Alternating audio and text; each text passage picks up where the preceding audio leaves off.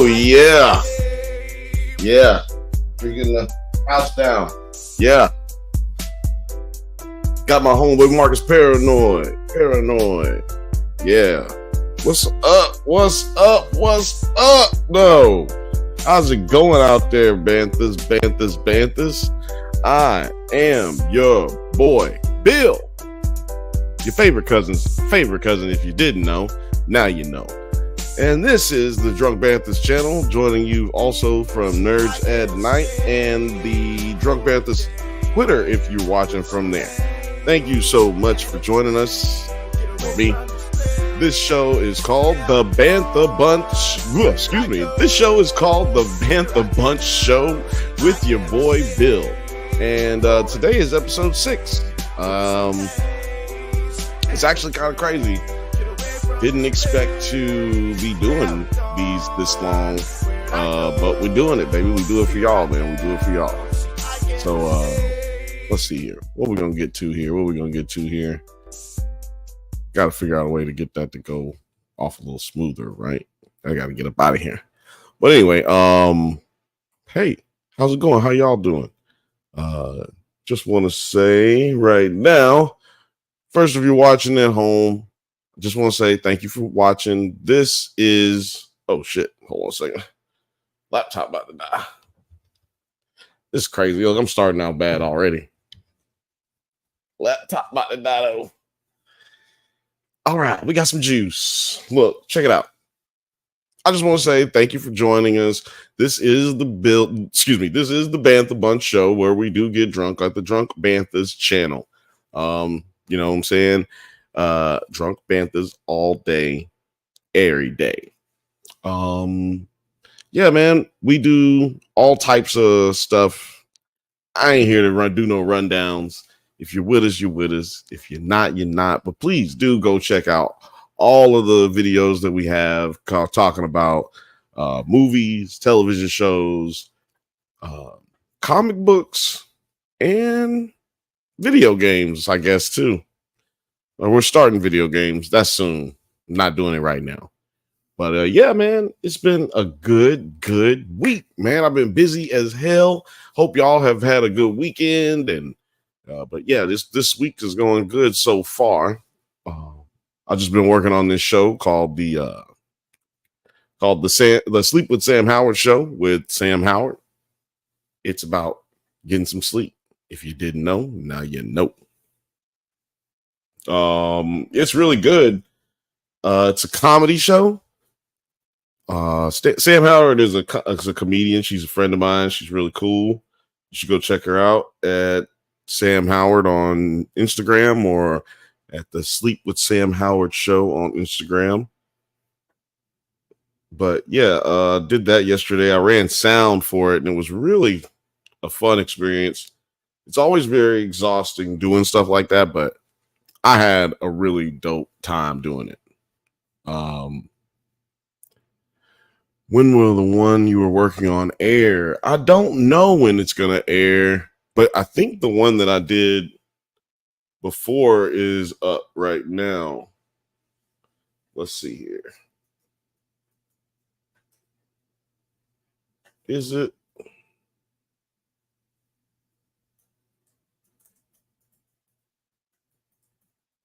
Sleep with Sam Howard show.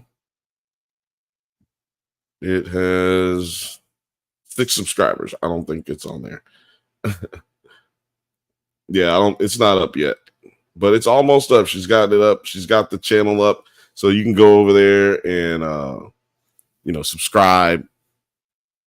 Check it out. It's building up. We've done like 7 episodes so far, and I've gotten to be a part of a few of them, and I was actually, talent in like 2 of them. So when will they air?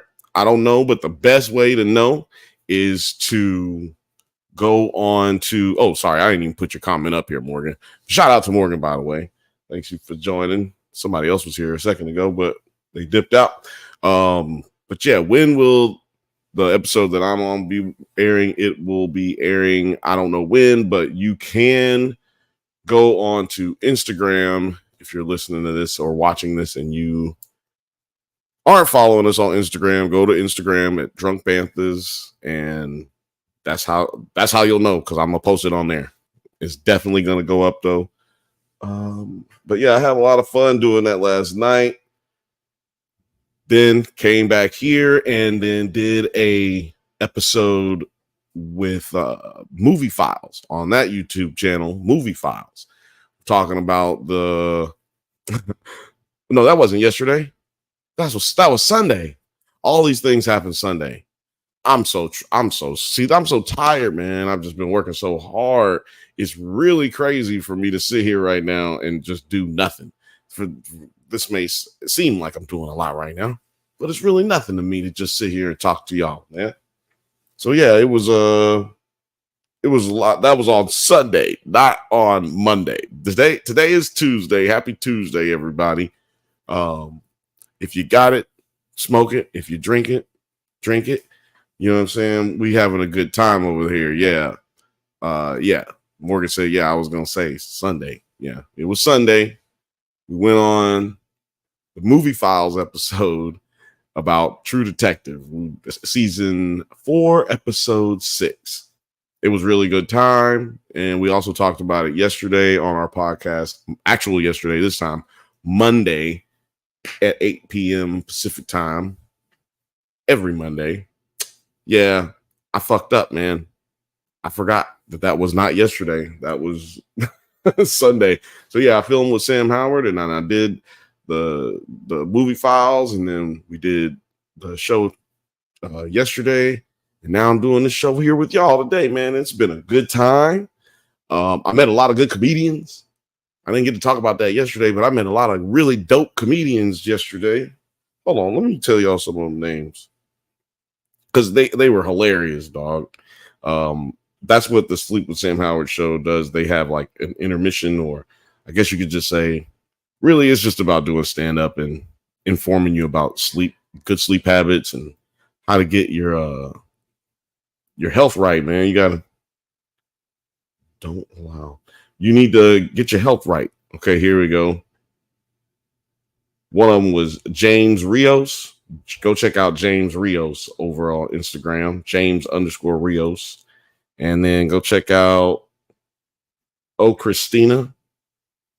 Oh, it's Christina. Go check out Christina DiBiase. Type that in. Christina DiBiase at it's Christina.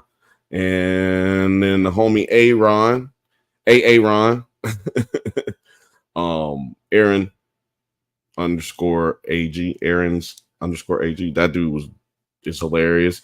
And John Yabes. Or maybe that's Yabis. It's JOHNYABES.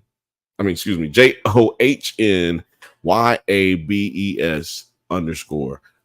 Those are the homies. They were fucking hilarious yesterday. I just met them all yesterday. There was a few more. Joel and Samson, man. Y'all got to send me your information so I can get up with who is on what. But yeah, man, they definitely said they wanted to be on the Does It Hold Up show. Does It Hold Up is where we do comedy.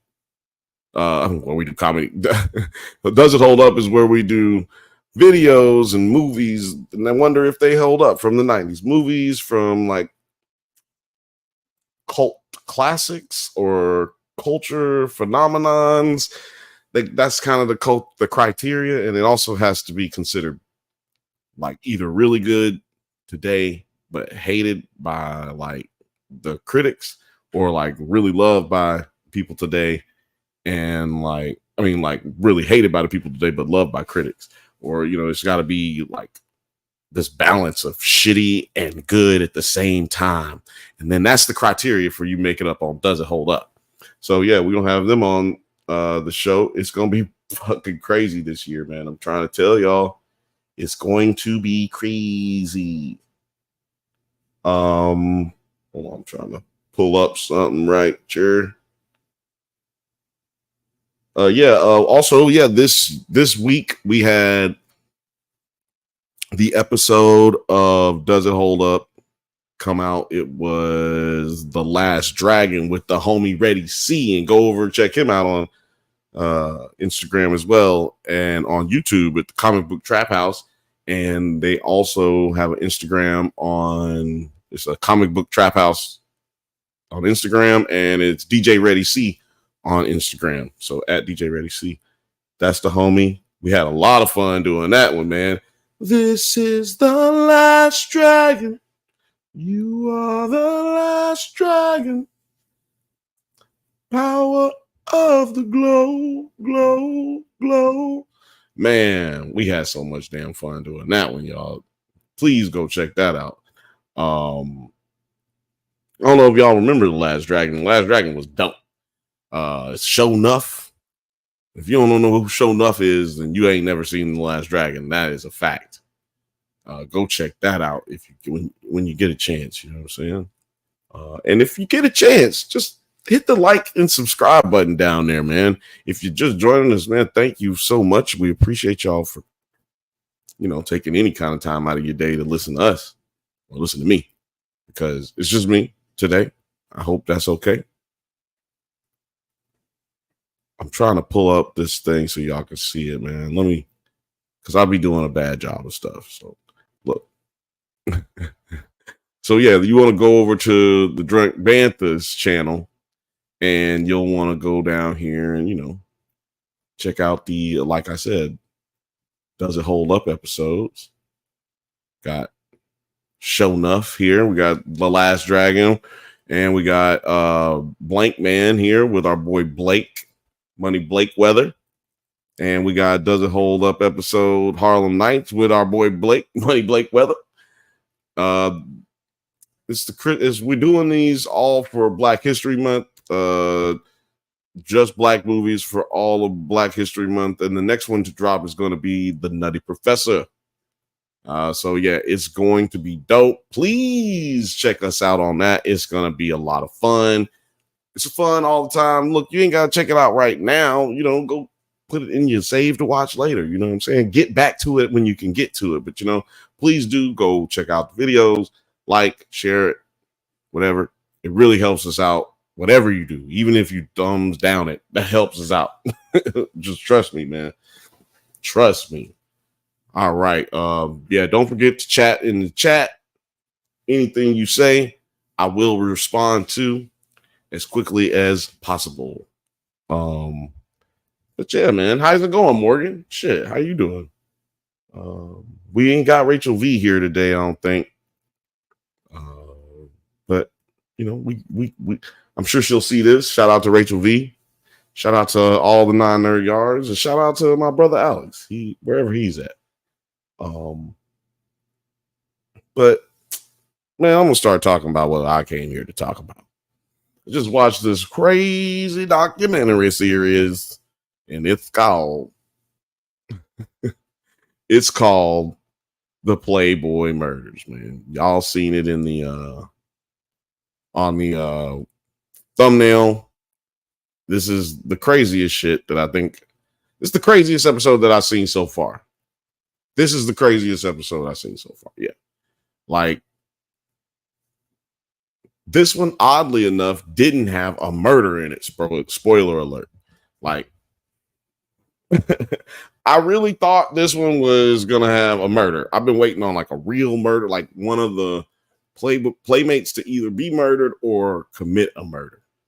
Well, last week we had a playmate commit a murder. Very crazy episode.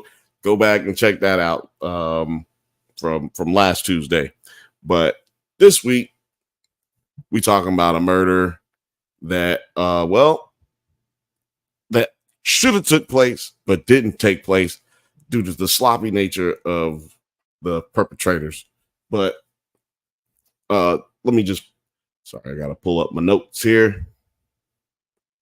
But this lady, her name was,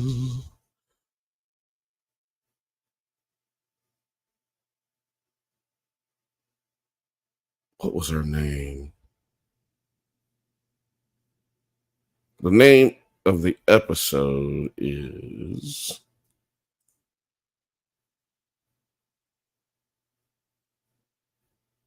damn, where's it at?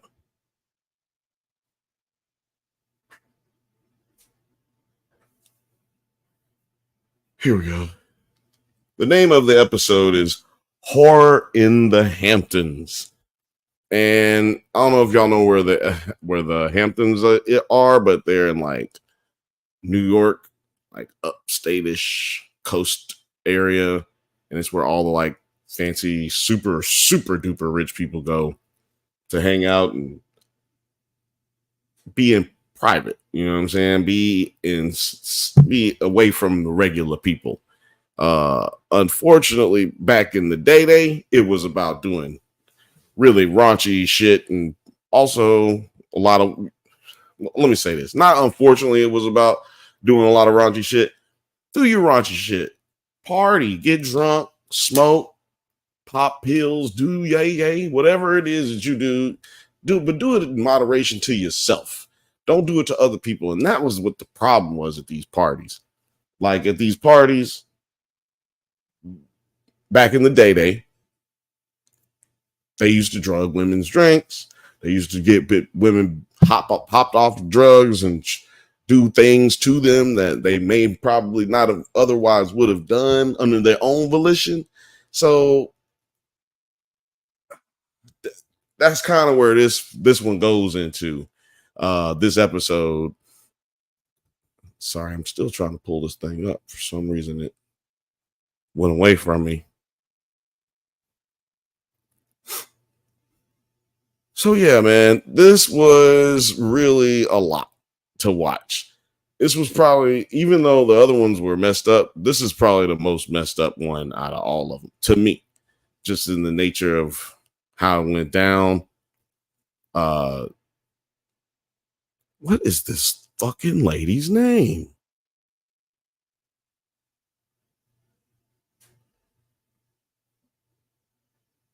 This is bothering the hell out of me, y'all.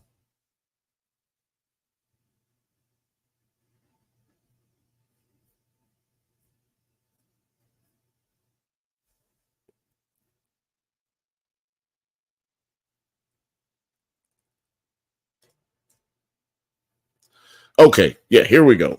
Damn, I lost my shit, man. I'm sorry, y'all. I lost my damn place. All right, well, check this out. The storyline is about actress Melanie Haller. Okay, Haller. Haller will make you holler. This young lady was she was an actress before she got into Playboy. She was actually a pretty successful actress.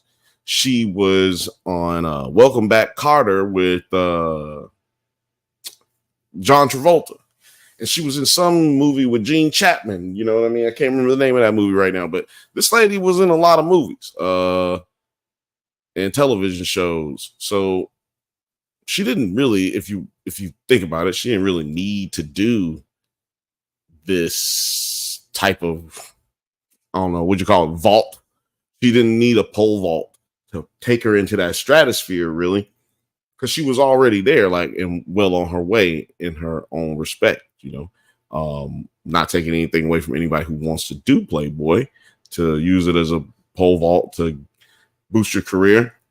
But she didn't need to at this point in her life, but she was offered to do it because she just kept having people ask her to do it, really. Like, she just was like, you know what? Sure, why not? I'll do it. And it blew up, man. They were so happy to have her. She looks like their standard of beauty, which we all know means fight. And with that standard of beauty came like the urge to put her in these shows. I mean, in these magazines. And let me tell y'all something. This is the first episode that I've seen that made Hugh Hefner look like a creepy old, nasty, gross old man. Because in this one, you know, I feel like it's always been a rumor, but never said out loud, that Hugh Hefner was making these young ladies pop that thing back so they could get into a magazine. So basically, at least through the 70s, at least No, like the 80s, actually. So at least to the 80s, this dude was finger popping every single one of them playmates that you've seen in the magazine, according to him. And not according to him, according to what the playmates have said in this documentary episode. They said the dude was finger popping every single woman that was in there. And I guess except for like a few, or just one, the one that was saying it, I guess so. There was probably a few of them that he didn't get with, but the way that they were explaining it is that old girl was asking her like, hey, I'm really nervous. And she was like, why are you nervous? And Melanie told her, I'm nervous because I feel like I'm trying to figure out a way out to not have to have sex with him. And she was like, what? You ain't gotta have sex with him? She was like, what? I don't have to? How? How do you know? And she was like, oh, just tell him you got a boyfriend. Da, da, da. It's okay. Like, he's sleeping with like 11 other girls anyway. Like, don't worry about it. And so like about 20, 30 minutes later, she says that like Melanie walked off, did her thing. And then she got called into the principal's office by Hugh. And before she could even really figure out what was going on, she asked like, yo, what's going on? What's up? He played a recording of her saying what she had just said to him. Ain't that crazy? He had just been recording their whole conversation. He had microphones all over the whole mansion. So imagine this, like the Hollywood lifestyle back then was wild. Okay. You had to party. If you were a playmate and you were at the party, you had to party with the people. So if somebody wanted to do cocaine, you had to do cocaine. If somebody wanted to do like heroin, you needed to do some heroin. Whatever it is, people was doing LSD. If they wanted to do it, you needed to do it too. So it was kind of crazy, like to hear it, not kind of crazy that it existed or it ever happened, but just crazy to hear it, out loud said by the people who was there at the time. But then think about this. All them famous people that was at the Playboy Mansion, getting it in, y'all didn't even have no idea. This nigga got y'all on camera and on audio because he was recording everything just to make sure he was keeping all these females in line. I don't know, man. I think we may have been thinking about this all wrong. All this, Hugh Hefner stuff. I think Hugh Hefner is just a pimp who reinvented himself like several times throughout life, right? Like that's what it seemed like to me right now. It was pretty crazy. Hold on, let's see here. Lil Frothy says if you don't want to have sex with him, just leave. No, just leave. Just leave. Like that should be the line of thought, but I don't know what happens. Like they get this like so far the pattern that we've seen in this series is these ladies get that opportunity to get that bag, and they have offered themselves to the world, right? Like they offered their body to the world without because they know that when men want to see them naked, right? They know when men want to see them, they want them. So they've taken control over the situation to a certain degree. Like I am giving you what you want on my terms. Like this is how you're gonna get this, but on my terms. You don't actually get this. You know what I'm saying? Like a psychological type thing, and then with that amount of power that they all of a sudden have that they didn't have before, or where they may have felt vulnerable before, but now they feel empowered. It becomes intoxicating, man. Power is an intoxicating thing, however small it may be. And also you're living this crazy life. Like he's paying for everything. Hugh Hefner being he is paying for everything, and you're like living this life of luxury. Like the fucking Playboy Mansion is that just that exactly. It is a mansion. So you giving all these parties and you do all this stuff. It's just something about it, I guess, that they get caught up in the intoxication of it all. Like, and they just don't want to leave, or they want to justify any reason to be able to stay. Because one thing that they've made clear in other episodes is if you don't follow the rules, your ass is up out of here. Like you can't live here if you're not going to follow my rules, which, okay, I will go somewhere else. Like that's what I would do. But these young ladies, for some reason, and these young ladies, not all of the ones in this documentary series, but a lot of them, they want to stay because they just can't get over the lifestyle. And even when they leave the lifestyle, and I'm just going to put this in the air quotes as the mansion days, like the mansion party days.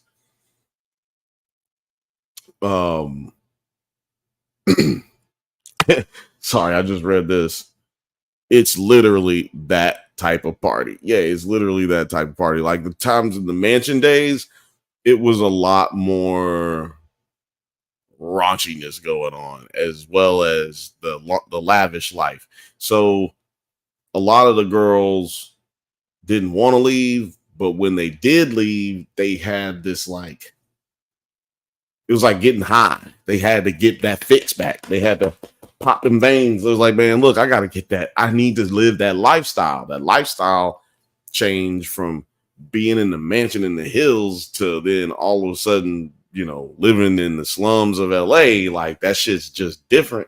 And that shit that's just for the birds, right? But so they end up doing precarious things that end up getting them into situations that either end up getting them killed, either end up getting somebody else killed, or end up getting them in some type of way harmed. They suffer some type of abuse during these types of situations. I mean, during these scenarios that happen in these episodes on the Playboy Murders on HBO Max or Max, just Max, HBO, whatever. It's HBO original, so that's how. I don't know how you found it. The two playmates I have known personally both said they didn't have sex with Hefner. Well, they probably lied to you, Morgan. So I'm just trying to tell you, man. I'm listening to from the horse's mouths. This is Playboy Murders, and guess who they're interviewing for this information? Playboy models.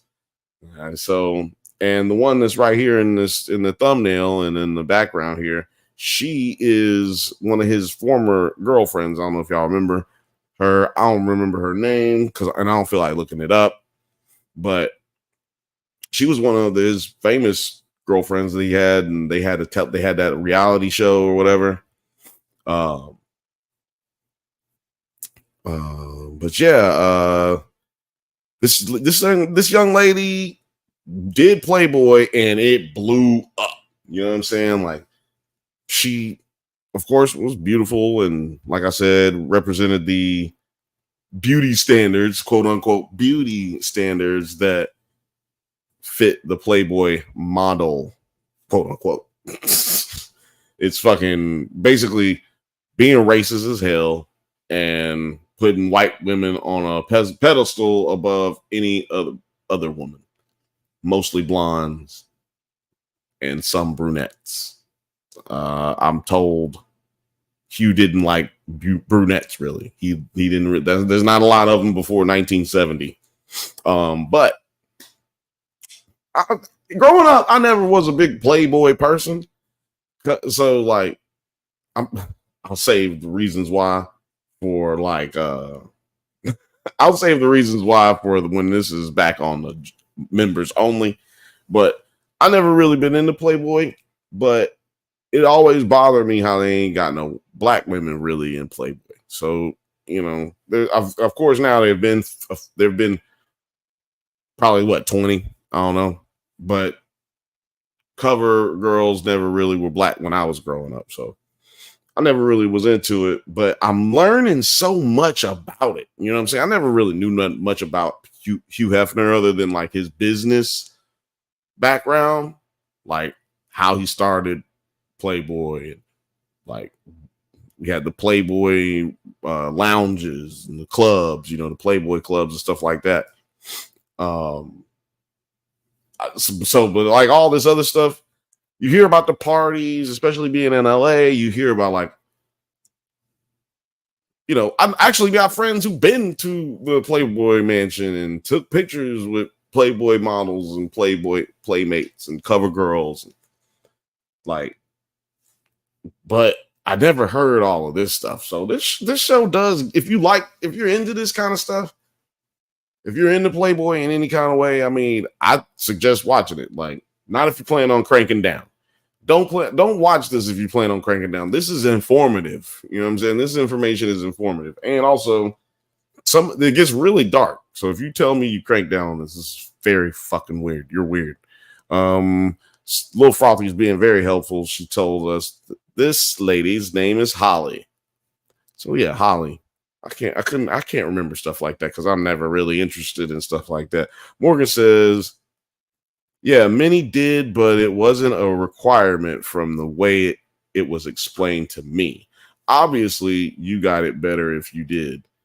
Well, I don't know. Like I said, Morgan, it was alleged in this, not alleged, it was said, but allegedly, Hugh Hefner had sex with the women if they was going to be having a job.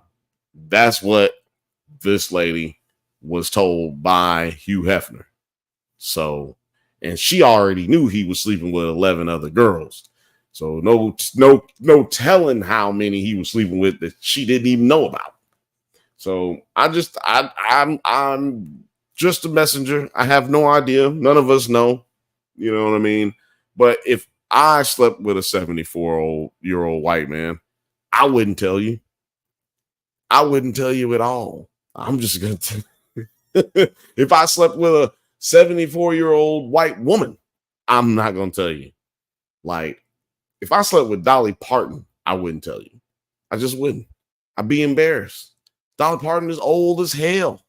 And I just can't do it. I'm not knocking not yucking nobody's yum. I'm not knocking nobody's steez. I'm not trying to shame nobody, kink shame. But I personally can't have no relations with somebody who is in their 70s. So,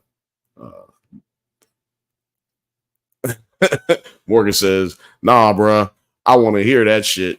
Well, I'm just telling you, you would never hear it if I did, but I definitely haven't. You know that because I ain't rich. Look at me. Look, I ain't rich. I'd be living in a goddamn mansion if I slept with a 74-year-old white man, but it didn't happen. Or a 74-year-old white woman, actually, to be honest. But it didn't happen. I'm not, willing to sell myself out like that, man. Not ever. I was about to say not yet for the jokes, but to be honest with you, that shit ain't funny.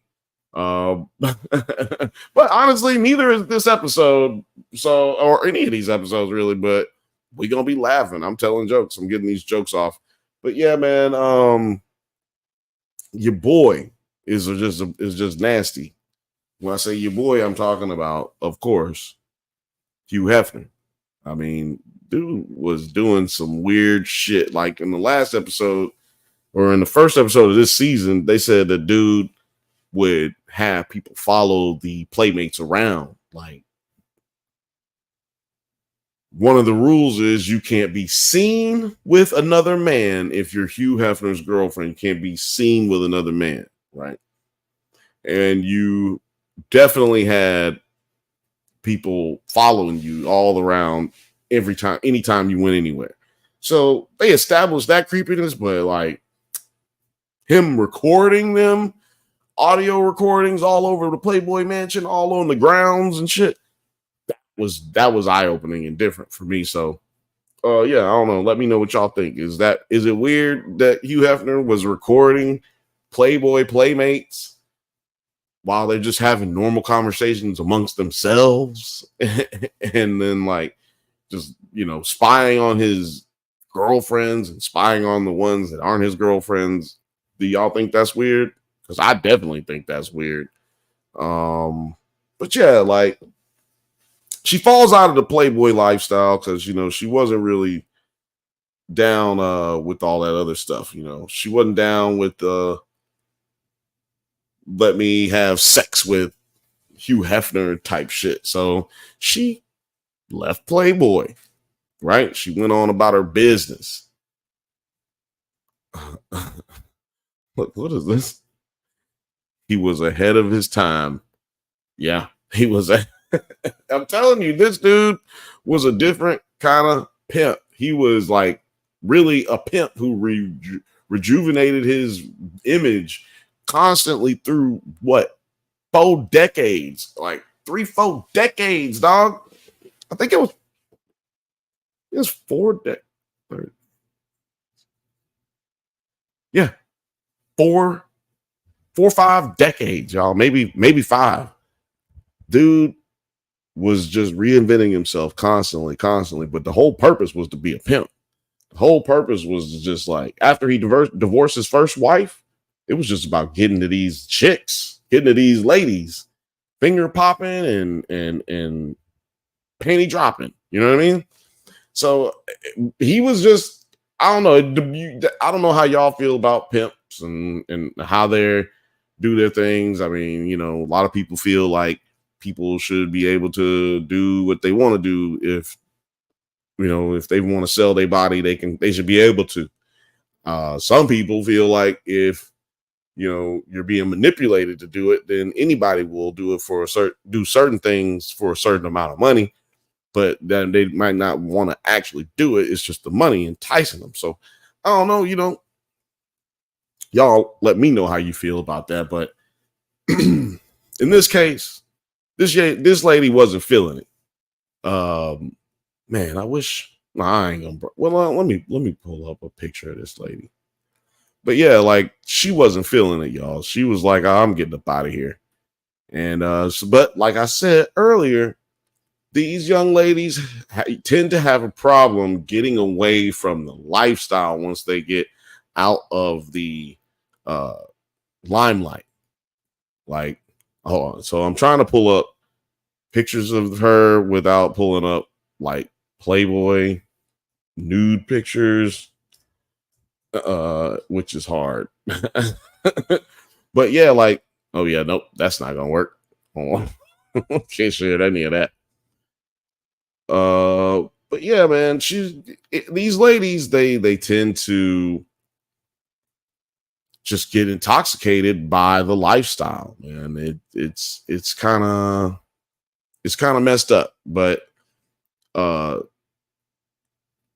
like I said, she was doing her own thing. She didn't really need to use she didn't really need to use Playboy as a pole vault to make her career a starting career. Like she was already in stuff with some of the bigger actors in Hollywood.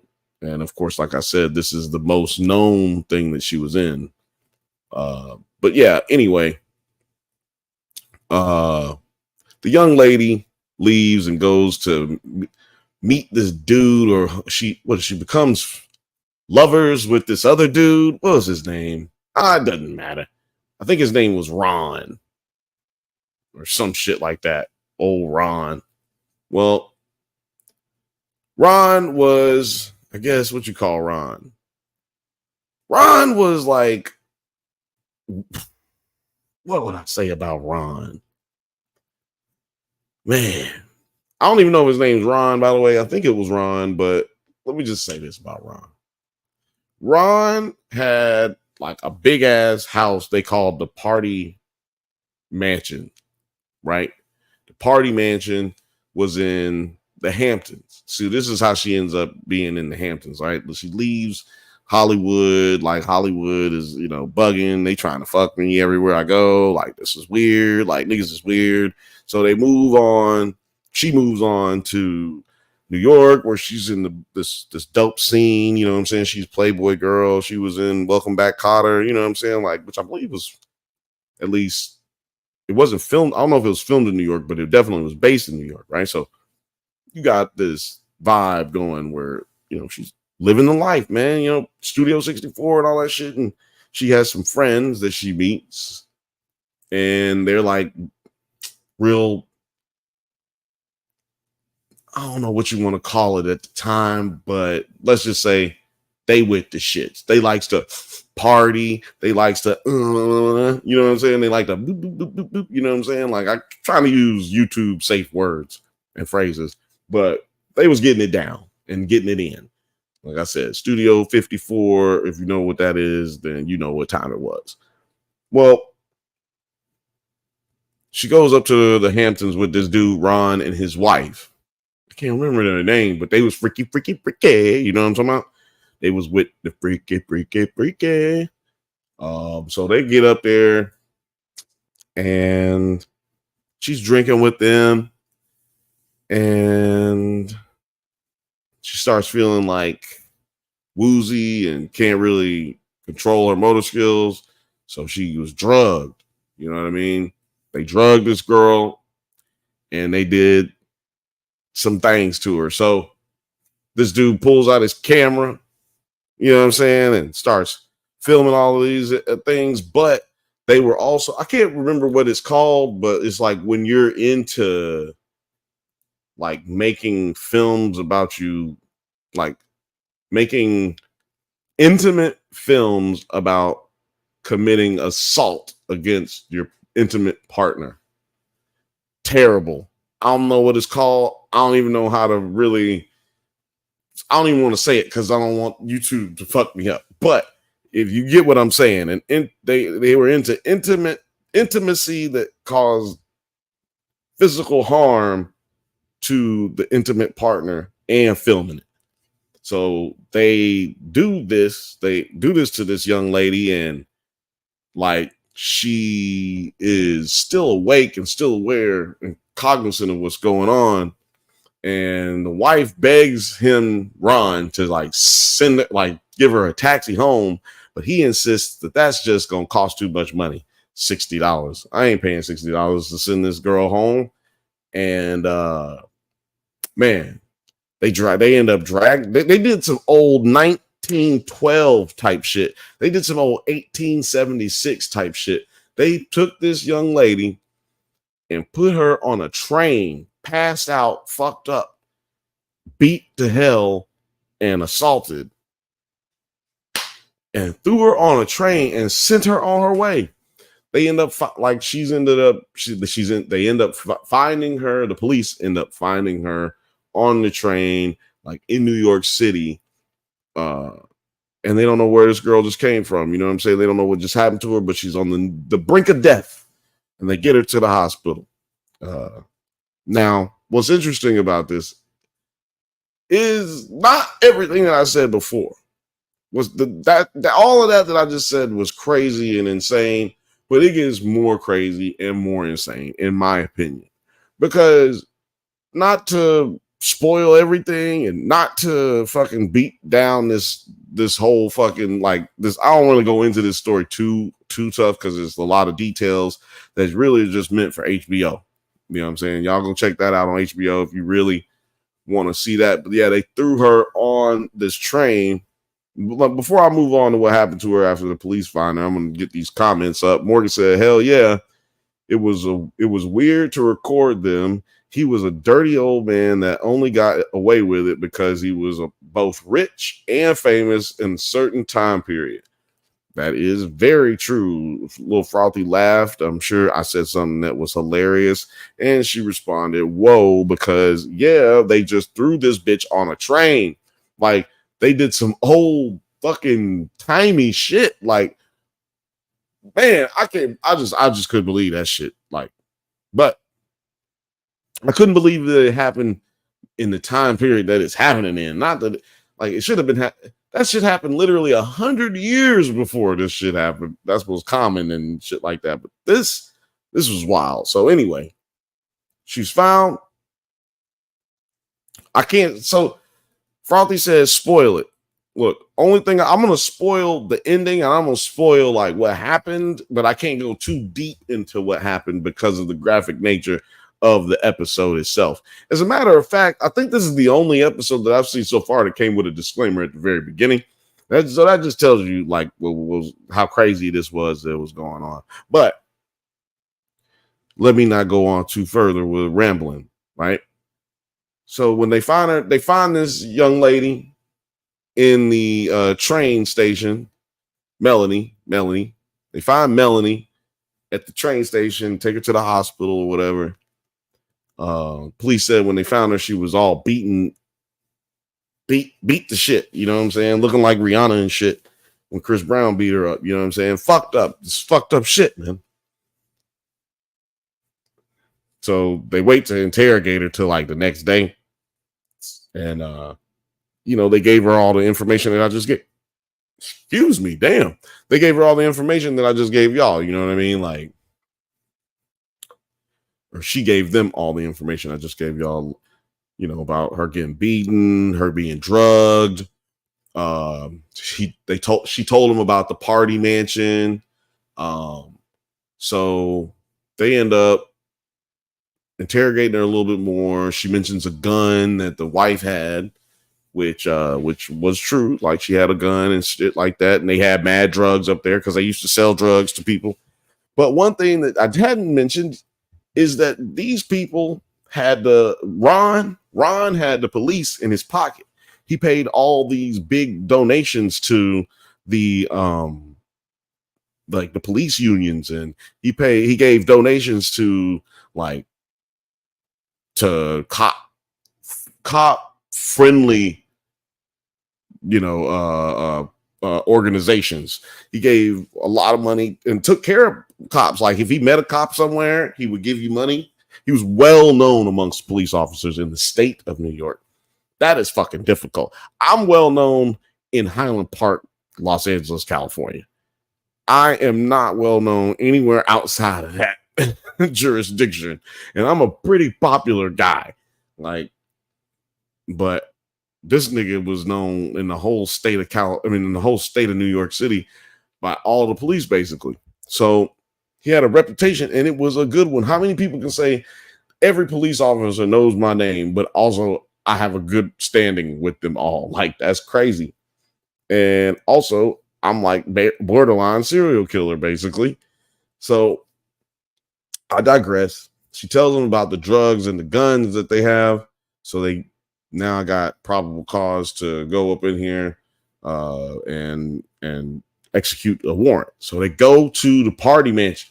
Party mansion got like 74 rooms, he said. 74 rooms. Maybe it was 72. 70. It wasn't 75. It wasn't 76. It wasn't 71. And it wasn't 70. It was 72 or 74. Something like that.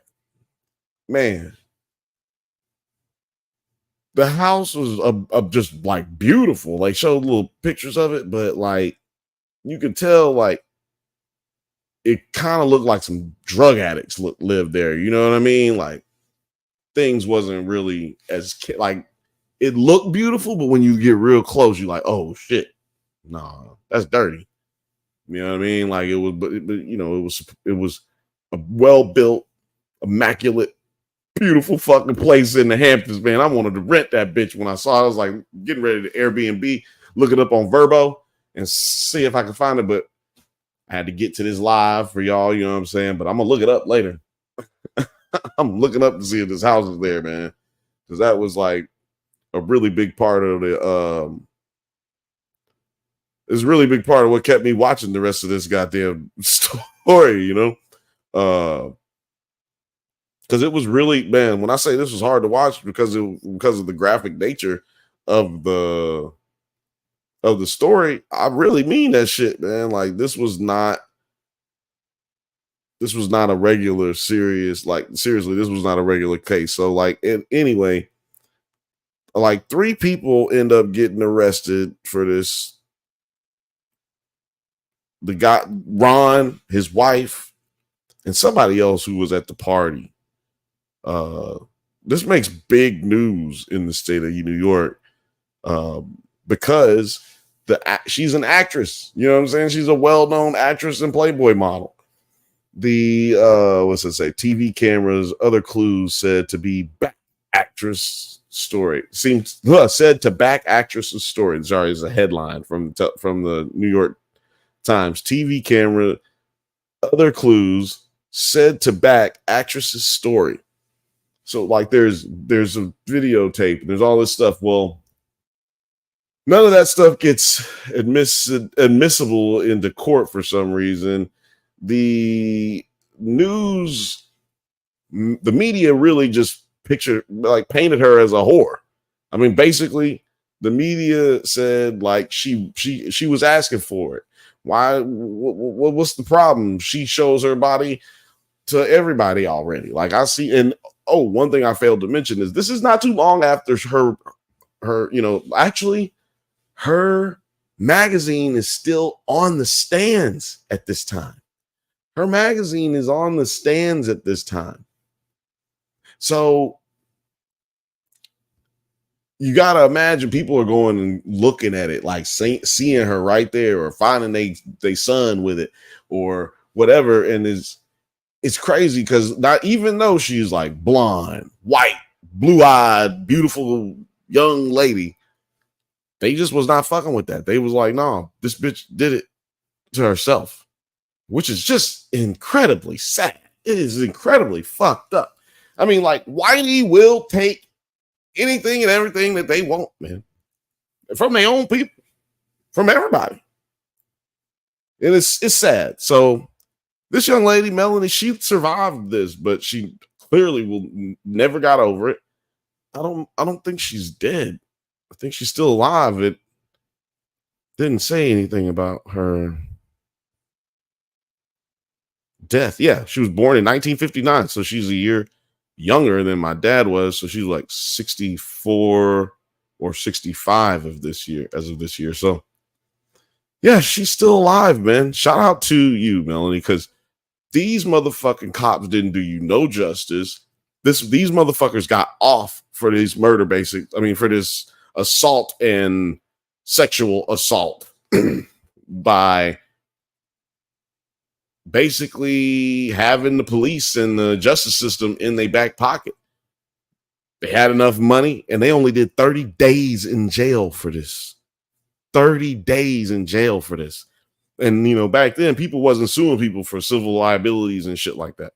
So this young lady had to deal with this young lady, now an older lady, has to deal with this for the rest of her life. I'm sure this episode wasn't very I'm sure this episode brought up some painful memories for her, obviously, and probably drudged up a lot of pain that already existed, whether she watched it or not. Things that she probably felt like she was over, came back up to the surface. But I want you to know that the way, if she's watching, Melanie, I know you're watching. If you can feel anything, feel this. It made me have bigger respect for not only you, but for a respect for you because of the things that you've been through, obviously. But you're an example that every single person can get fucked over by the police. Like, it don't matter who you are, the police can fuck you up. You probably gonna get shot if you black, but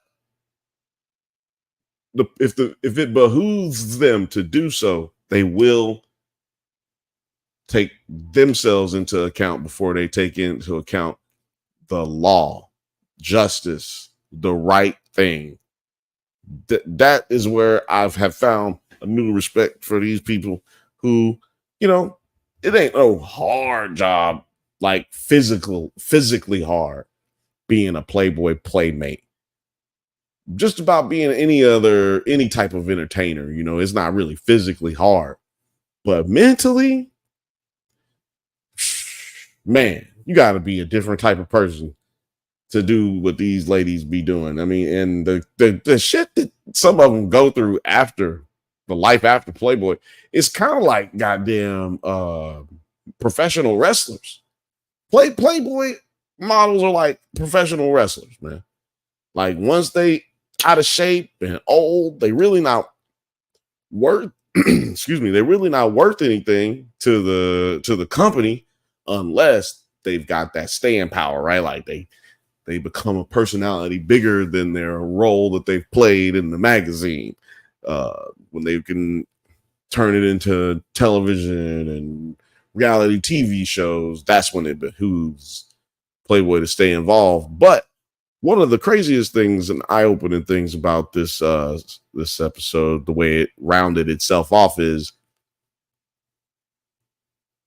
not only did they get away with, or basically get away with what they did to this girl, Melanie, but Playboy never even tried to back her. They never, like, this girl's basically still, like, as far as anybody else is concerned, she's a Playboy model. She is on the stands on the cover of Playboy. So you're telling me that this girl who went from like America's sweetheart, she's an actress, she's in Playboy, oh, we love her, it's so crazy, she's so brave, to she was asking for it. That shit is wild, man. That shit is wild. I mean, but it's not surprising. It just was crazy. You know, I just want to point that out. I do want to make sure y'all don't think I'm fucking naive and stupid. Like, it was crazy, but I wasn't surprised. But I don't know what y'all think, man. Was this episode is crazy? I don't know if anybody's actually even been watching this. I just know that y'all been listening to me talk about this shit. Like, seriously, I don't think one person who watches this show has watched Playboy Murders. If I'm not mistaken, none of y'all have watched Playboy Murders. But if I'm mistaken, let me know. Let me know. What time is it? It's 9:12 over here on the West Coast. I just want to say shout out to anybody who's watching right now. I really appreciate you, man. Leave a like, subscribe, talk to us in the chat. Excuse me, Lil Frothy and Morgan are out here ready to get it in with you, man. They ready to chat. They'll say some crazy shit if you let it be known you want some crazy shit to talk about, man. They will talk to you. Very opinionated, those two, though. Very opinionated. You might get some shit you don't like. Just be careful. But no, I'm just joking. We keep it friendly in the chat here. Let's see here. What's going on? But yeah, let me know what y'all think, man. It's just crazy. Morgan said, I haven't. When he's talking about has he seen Playboy Murders? I haven't. I get my Playboy murder info from you exclusively. Laugh out loud. Morgan says, opinionated us? Question mark. No, not them. Yeah, man. What was I about to do here? Oh, I gotta let y'all know. The Drunkies, I think, got taken down. We took it down not because YouTube didn't take it down. We took down the Drunkies Awards, the Drunk Banthas Award show, the Drunkies. We took that down because we're editing it to put a very more polished version out that should be out next week or definitely next week or the next.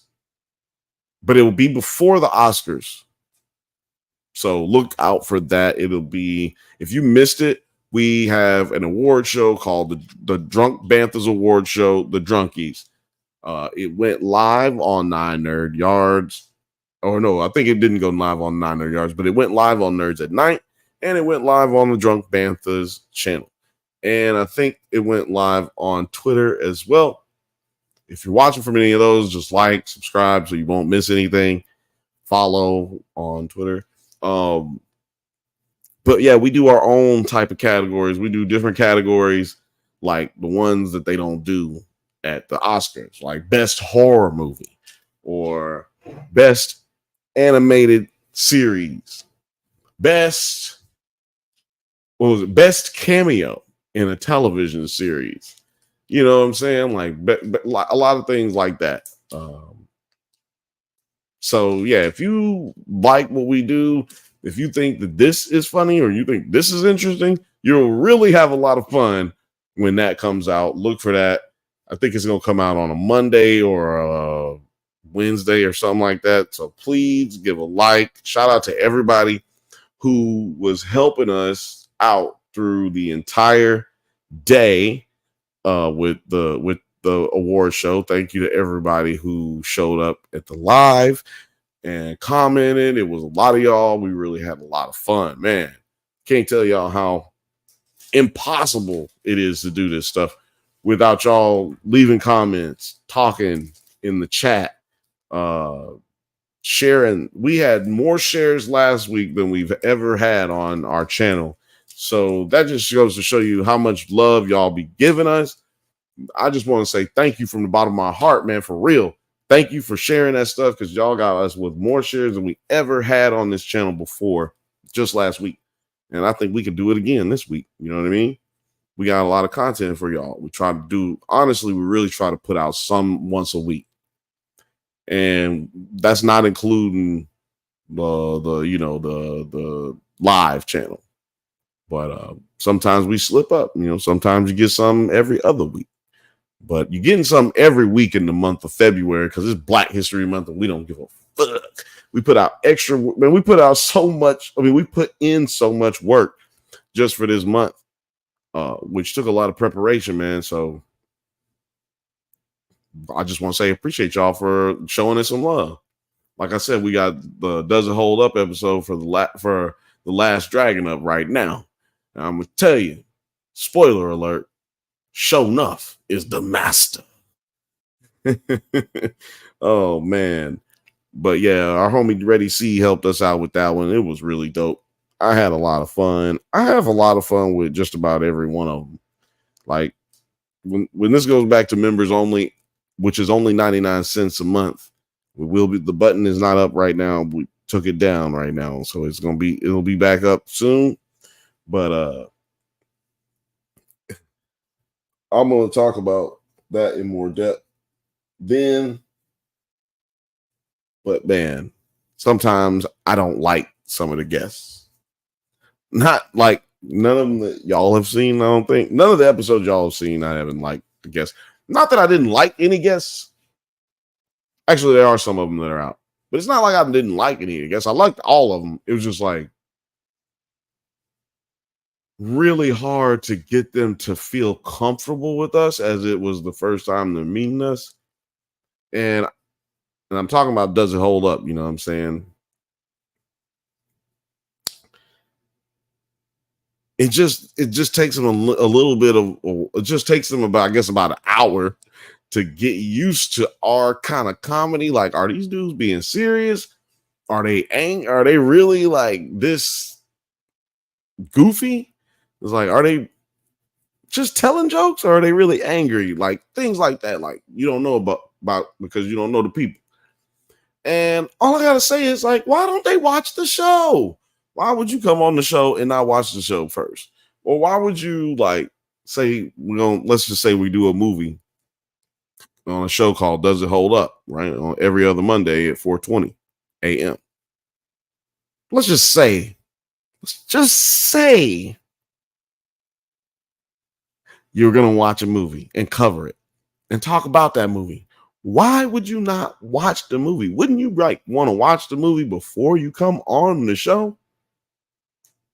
I don't know. Like, yeah, so it happens. A lot of people that's actually happened with a lot of people. And if you're watching right now and that you're one of those people I'm talking about, well, do better, man. Do better. Shit. You made us carry an entire episode. This is just ridiculous. It's unnecessary. Let's see here. Going to the comments. Morgan says the Drunkies was excellent this year. Check it out. That's right. See, look, people were there, man. They had a good time.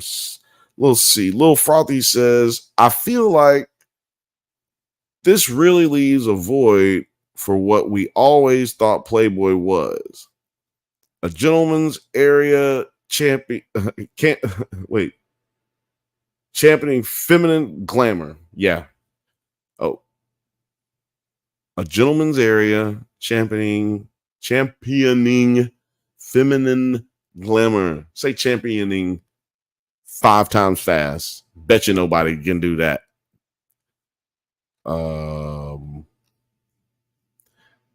I guess Morgan thought that was funny, but you got to know that Frothy be serious about the shit that she says. She's little Frothy says, I was into the fantasy. My bubble has been burst. Yeah, I was into the fantasy too. I thought it was like all sweet. I had no idea that their life was so dramatic. Like so dramatic that they got a fucking TV series that's made from it on its 2nd season. And I tell you, that's why I started watching this show. I started watching this show because it already had a season that went through, and then started the 2nd one. It was only 1 episode out, episode 1, season 2. And I was like, well, shit, I'm not starting over. Not starting over. I'm not starting from the beginning. I'm going to start season 1. I started season 2 and work my way up to the end of this series, and maybe I'll go back and cover those, right? But I'm like, let's just see what it is. Dip my toe in the water, you know what I'm saying? And I was like, whoa, that was way more drama than I was expecting to be going down, you know what I'm saying? But they got me. They hooked me like a fish. Hooked me like a fish. Morgan says, yeah, I watch all the stuff you cover except this show and True Detective. Well, fortunately for you, we're not covering True Detective anymore because it's over. Controversial episode last week. Sunday. Controversial episode indeed. Go check out our, live reaction right after the episode went off. We did movie files. Excuse me, I want to keep saying Film Age. Shout out to Film Age, but no, we weren't on his show. We were on Movie Files last night talking about True Detective, and man, everybody got some opinions, man. Some crazy strong opinions about it. We talked about it yesterday, and like the general consensus out there is that the show sucked. But I can tell you right now, nobody felt that way all the way up until right now, like Sunday night. Everybody who's saying that they hated it, like an hour before the episode ended, they were really into it. It's why you was watching it. It's kind of like The Sopranos, you know what I'm saying? Like if a show is too popular, there's no way you can end it and people be happy, especially when they know that this is the end. This is the last episode. You know what I mean? Frothy says those are the most fire episodes. No, not to me. Man, I'm sorry. Hold on. Let me take a shot, because the fact of the matter is I've been talking for an hour and 9 minutes, and I have not even taken a sip of anything. So give me 2 seconds. First of all, I just want to say, like I said, thank you earlier for everybody who is watching right now, and anyone who is watching later, and anyone who has watched before. Thank you for liking, subscribing, and if you haven't, I love you still. It's very strange for you to listen to me this long and not like and subscribe, or at least one or the other. Very strange, but I will still drink to you. I understand. Because I do know I have been told that I have a very nice voice. So I can understand why you're just here listening, waiting on a nigga to say something. You know what I'm saying? Ooh. But yeah, like if you're watching right now and you're new to all of this, we will be talking about the Playboy murders for the rest of the season. If you got any documentaries that you want me to talk about on this show, let me know. Put it in the comments. DM me on Instagram. It's the Drunk Banthas. You know what I'm saying? I think also the link for the merch will be in the description at the end of this video. So check that out. It might even, no, I don't know. It might be in the little thing right now. I don't know. But regardless, go to Instagram and check out our merch store if you want to get one of these, some of this, some of that. It's cool. Let's see. What else was I about to do? I'm paying the bills right now. I gotta mention things before I move on. But fuck it. You know what I mean? Check out the stuff. Check out some stuff. We got stuff. And yeah, you'll like it. Let's see here. So we had a crazy development earlier this week. If I'm not mistaken, it was it Sunday or Monday? I think it was Sunday. They announced it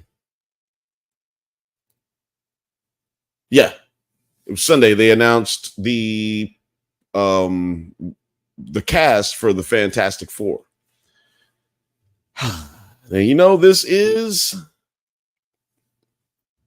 a show or a channel about comic books and movies and comic book movies and television and horror. We cover all those things, doing drunk analysis and live shows even. But I'm just not excited about this cast, man. Fantastic Four cast sucks, in my opinion. In my opinion. You know, who here is a Fantastic Four fan? Let me know. And let me know how you feel about the new cast. I mean, Johnny Storm is one of my favorite characters. And I didn't get to talk about this last night on the Drunk Banthas channel. It was 4 of us talking about the same shit. And I am trying to beat a horse to the death. Or beat a horse dead, like let a horse beat you. Beat a dead horse. Yeah, that one. I ain't want to beat a dead horse and just keep talking about how I hate this shit. But I'm going to tell y'all right now, I hated it. I kind of like the Johnny Storm thing, but I just don't understand how we get this like dark-haired, weird-looking kid to be Johnny Storm, like who's supposed to be like a dapper, good-looking, wild child, free-loving, and fun-having guy. Like he's supposed to be charismatic and funny and you know, a prankster and all that stuff. Like, I just don't know if that really is going to convey with that kid. I can't remember his name, Eddie something. But anyway, that's not what we're here to talk about. I'm not here to name names. I'm just here to say I'm not happy with the choices that they make in here with the cast. I mean, Reed Richards is going to be 50-year-old man who's dating a 30-year-old woman. I just think that that's weird. They're like 16 years apart or 18 years apart in age. Like Sue Reed and Reed Richards and Sue Richards are married, and they are never supposed to be as far apart in age as the cast members that they've chosen. So, you know, I'm usually right about these types of things. I know most of you who are joining have never heard me talk about certain things like this, but I'm usually right. I don't have a long track record on tape, but in person, if you know me, you know that I'm usually right about these things. Morgan said, Bill gonna be mad about this casting till after the movie is forgotten. You are absolutely right. I will be here to protest my victory when this movie comes out and it sucks. And people don't understand why I am so passionate about things like this. Like, I really love comic book movies. Like, I really love comic books. When I was a kid, we used to get those Toy Biz magazines.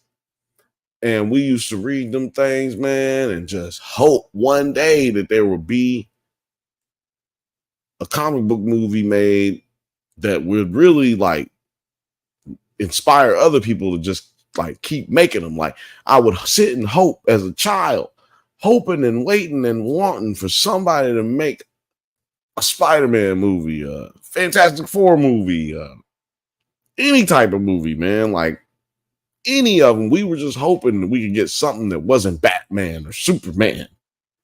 And now we got it. You know, we ended up getting Spider-Man. Like, by the way, Toy Biz used to do these little editorials every once in a while. Like, if they did a Superman movie, I mean, if they did a X-Men movie, who would you have play Professor X? Like, who would you have play Black Kitty Pryde? And like, if they did these comic book movies, which one would you? And they would do these fan service type things, and it was cool, but it just never seemed like something that was going to actually happen. And then they came out with Spider-Man. I mean, with X-Men. Then they came out with Spider-Man, and we really was like, oh, this is it. But this could all end at one day. Now we're here like 30, almost 30 years later, 25, 28 years later. And people just feel like this shit's just supposed to happen. Like, this is just what happens. Comic book movies come out once a year and we love them or we hate them, right? This is what happens. But in my mind, in the back of my mind, I know for a fact that business-wise, all that has to happen is this stuff just not work for like 2-3 years straight. And they're not going to do this shit no more, y'all. Or those budgets for these movies are going to go down so far down that they can't make money because, I mean, they can't make quality content. So therefore they won't make good money because the movies aren't as good because we aren't going to see the movies that they keep making because they're so bad. So we have to hold them to a standard. And when I say them, I'm talking about movie studios. We have to hold them to a standard and hold them accountable for making terrible shit. So that's why I say don't go to see a movie that you think is going to be bad just because it's Marvel or just because it's DC. Like, stop going to the movie theater and wait till it comes out and see if you really like it then. You rent it. Because what's happening is we're empowering them to keep making it, regardless if you think that, I don't know, I'm trying to think of an example of a movie. Regardless if you didn't like Doctor Strange 2, you know, it made a fuck ton of money. They gonna keep putting them out. Regardless if you liked Ant-Man, it made a bunch of money. They gonna keep putting them out. You can't expect them to stop making. If you don't like Fast and the Furious movies, quit going to see them. People keep going, so they keep making them. But yeah, it's got the only way to keep up, the only way to hold them accountable for making good content, y'all, is you have to stop going and hold them hold on, my bad. I started playing music on my phone. But yeah, the only way you can hold them accountable is using the power of your dollar and don't go see the garbage that they keep putting out. Like the Madam Web movie. You know what I'm saying? Like, don't go see that shit. You know it's shit. You saw the trailer. You saw it ain't got nothing to do with Madam Web that you know and you was raised up with. That ain't Madam Web. That's Mrs. Webb or Miss Webb. She used to substitute teach for us in math class in the 3rd grade. We all know Miss Webb. We used to change the clock so it would say it was lunchtime early and we would leave. You know what I'm saying? We all know what time it is except Miss Webb because we fucked the clock up, remember? Look, I guess the moral of this story is stop supporting these terrible movies, man. If James Gunn puts out a movie like Aquaman, right? Knowing that and telling you that the movie is not going to be like, this is the end of this franchise. That's a person who already knows that the shit sucks. That's why they gonna end the franchise. If that was a good movie, they would have kept the movie. They would sign Jason Momoa to a contract, right? But that's not a good movie. Everybody knew it wasn't a good movie, and before they put it out, but you still went and saw it. A lot of you still went and saw the movie. We got to stop that, man. We got to stop that. Speaking of Jason Momoa, am I the only person who's noticed that Jason Momoa is now like a chunky monkey? He done gained a lot of weight. He done gained as much weight as I done gained in the last 6 months. I think that's the reason he stopped doing the comic book movies. Really, I don't think we're gonna see him in another one, and I think that's the reason he wasn't in what's that movie that just came out? I think he was supposed to be Flash. He was supposed to be in Flash, like they filmed scenes for him for Flash, but they didn't use him. And I think they didn't use him because he was like overweight, and they said he'd been like drinking a lot. Like maybe he's not going through maybe he's going through something. And if you are going through something, Jason Momoa, reach out to us over here at the Drunk Banthas, man. We'll hook you up with some shit, man. You can sleep on the couch. I get you on a good regimen of exercise and some good, clean, healthy eating. And also we'll get you some tequila instead of drinking beer. Because I know that's what's, man, it's making you build up them carbs, was fucking your stomach up, man. It's tearing up your gut health, man. Your gut health is fucked up. So yeah, shout out to Jason Momoa. I know you going through it right now, bro, because you done gained weight at an exponential rate. And they saying it's just sightings of you out here in Hollywood getting faded.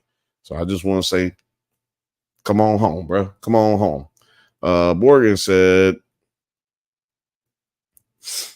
yeah, you were right last night that we don't have to have comic book movies coming out. It's a fragile thing. Yeah, people don't have these. They don't have to make these motherfucking movies, man. They could just stop doing this shit. As much money as it's made over the years, this could all end tomorrow, man. Yeah, Morgan says, yeah, it's absolutely not the Madam Web we know and love. I didn't bother going to see it. Alex went and saw it. So Frothy said, when I work retail on holidays, customers will customers will tell me that they are sorry I have to work.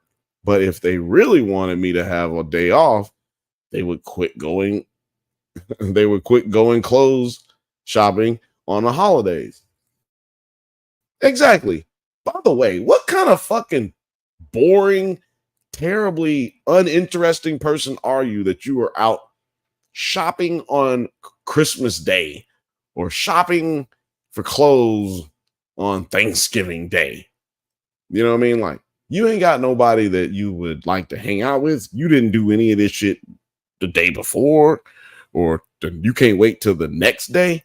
You just got to fucking shop on the holiday day, the day of Christmas, the day of Thanksgiving. You need to buy a $2,000 sweater that really is worth like $35. That's what you got to do. You make that your priority. These are LA things, man. It's really weird. I ain't gonna lie. That's a weird thing.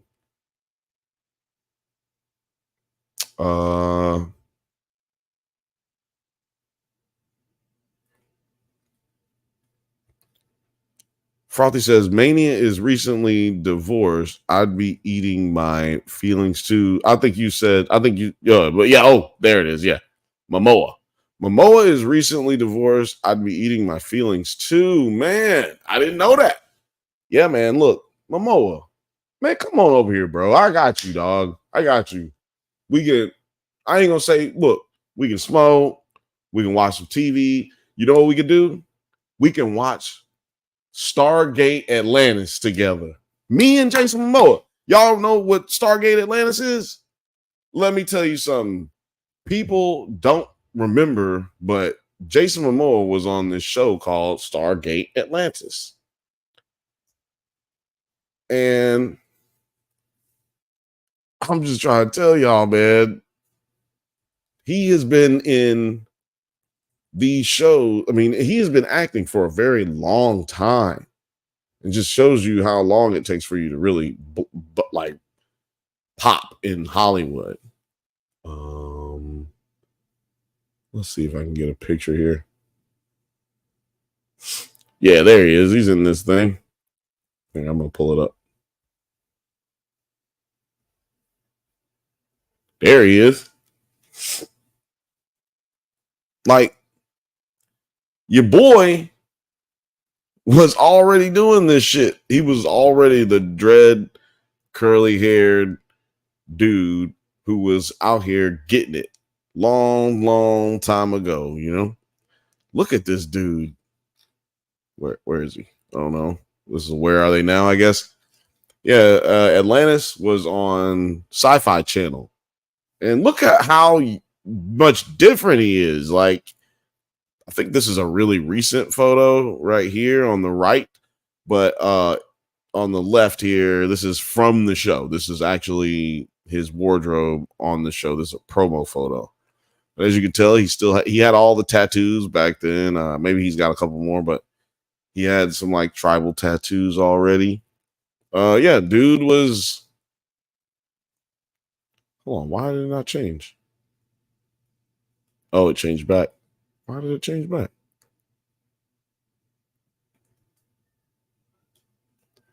Hold on.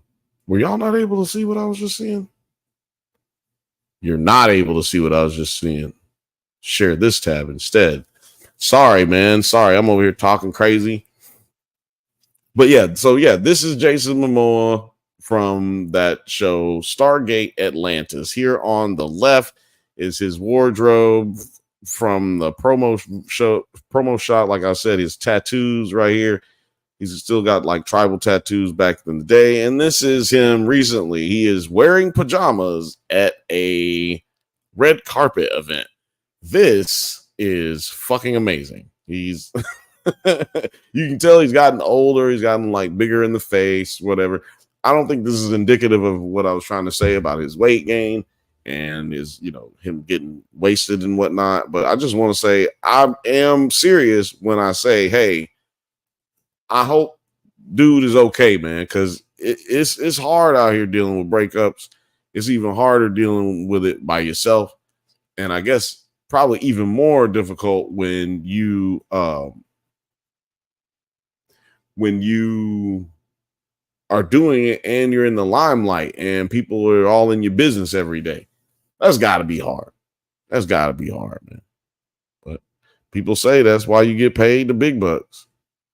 Frothy said, divorced from the finest vampire in SoCal. I need to see who is that? I don't know who that is. Wait a minute. Finest vampire in SoCal. Was he married to? I don't know. I ain't even trying to guess. Morgan said, Stargate Atlantis was my jam back then. What? He was married to Lisa Bonet? I forgot about that. But who was he married to? Who did he have the kids with? He didn't have kids with Lisa Bonet, did he? Because he got kids. I know he got kids. Maybe he had kids with somebody else. Then got with Lisa Bonet. You saw all the images. Thank you so much for letting me know. Man, Lisa Bonet. She break up with him? She had to break up with him. She probably just like, look, dude, time has passed. Time has passed. Man, that's wild. That is wild. Well, shout out to you, by the way. Shout out to you. 2 little ones by her. Lord have mercy. He had babies with Lisa Bonet.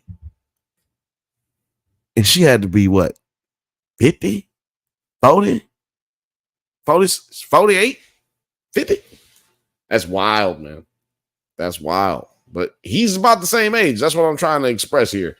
How old is Jason Momoa? Let me see how old this dude is. Because he can't be too far from her. Jason Momoa. He's 44. And Lisa Bonet. Lisa Bonet is 56 years old. Yes. Lisa Bonet is like a couple of years younger than my mom, for real. I knew that. I knew it. Yeah. He is much younger than her. Much. Muy chuy muy. But I mean, look, shout out to Jason Momoa fulfilling his life dreams. I'm sure he was like, one day he was watching the Cosby Show. He was like, man, one day if I bump into Lisa Bonet, it's gonna be a problem. I know he was saying that one time, couple times, 2-3 times. Said, if I ever meet Lisa Bonet, it's gonna be a problem. Well, that's wild, man. That is some crazy stuff. And you know what's even crazier? Right here on Wikipedia, Google, whatever, they still got a picture of her and Lenny Kravitz. They ain't been married since I was in middle school. And they got a picture of him and her together. They never gonna fix. Look at this little Jason Momoa photo over here looking sad in the corner, bro. This ain't even right? Like, this is crazy. Look how tiny this little I got to zoom in just to see it, and got her face cut off on it. This is so crazy. This is wild, but this is what happens, man. You know, I don't know. You know what? I was about to say something, but I don't even know what the circumstances of their divorce or relationship is. And we can sit here and speculate, even though we might not ever find out what happened. You know what I'm saying? Like, we can sit here and speculate, but I'm not going to speculate on people's relationships. Like I said, Jason, you can come through here, sit on the couch. I ain't going to do no Freud type shit. We'll just sit here and watch TV and get high. Yeah, no, Morgan. I know everybody said that about Lisa Bonet.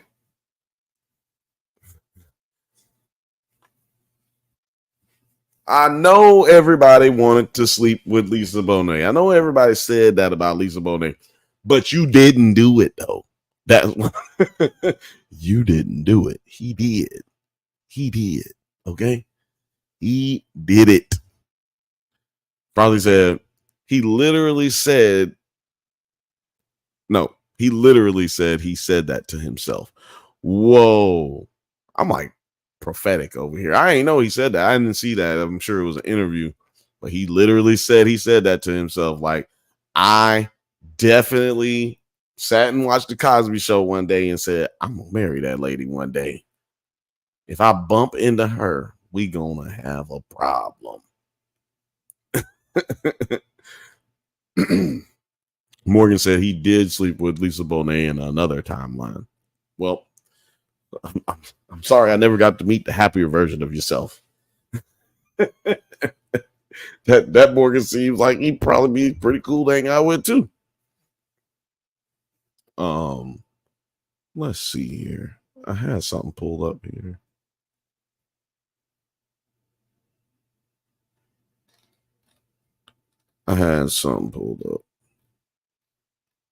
Can't remember.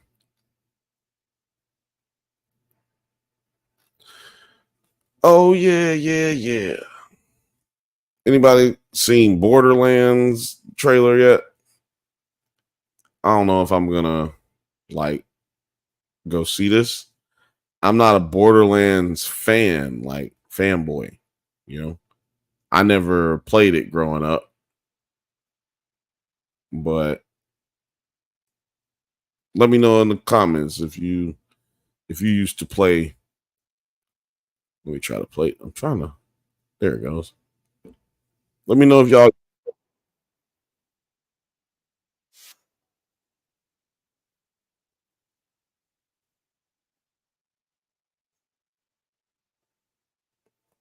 Yeah, I never played Borderlands. Here, I'm gonna pull it up right now. Let this play for y'all. Uh-oh. God, I hate this planet. It looks crazy. Yeah, it looks crazy. Like I said, I hadn't really played the game. I'm not gonna lie, I'm kind of interested in the movie, just seeing that the little bit that I have seen. Uh Morgan said, shit, I want to hang out with that Morgan too. Shit. You know what I'm saying? Yeah, he'd be dope. Morgan said though about Borderlands, yeah, I'm psyched about Borderlands. It's an excellent franchise. Well, I can't argue with you. I mean, I never played it. So, like I said, I'm looking forward to seeing it though. I haven't seen a video game movie in a minute. I don't think. I mean, there's so many video games these days. Like, I don't know what video game movie I'm watching or if I'm even watching a video game movie or not. Like, I only play like video games very sparingly, and very few and far between do I get to sit down and play video games for fun. Um, I recently Morgan bought me and Alex, my brother, an Xbox so we could play, but hadn't really been playing it too much. But when I do play, I play some Battlefront 2, even though they don't have any more upgrades or any whatever because something happened with the company or whatever. I don't know. And I'm trying to learn how to play these other games before I jump online and start playing with other people, But I'm murdering people over there at no, not that. I should say destroying people. I'm destroying people over there on Battlefront 2. Shout out to your boy. You can find me at Into Never or something like that. Into Never something. 2021 2169 or something like that. Morgan says it's crazy. And then there's Tiny Tina and Borderlands gets nuttier. I don't know what any of those words. I don't. You know what? It's like what's his name from Good Burger? I know some of those words. I don't know what the fuck you're talking about, dog. Tina and Borderlands gets nuttier. I don't know what the fuck I don't know what the fuck you're talking about, dog. Crazy. But yeah, like I was saying earlier, fuck the cast for Fantastic Four. I hate it. It's dumb. Got a fucking 70-year-old man dating a 20-year-old woman. No, married to a 20-something-year-old woman. It's gross. But what time is it right now? You know what? Y'all got any questions? Let me know right now. Before we get out of here, let me know any questions you got. Because because like I said earlier in the chat, or not in the chat, earlier on the show, I cannot stress enough how much we can't do this show without y'all. You know what I mean?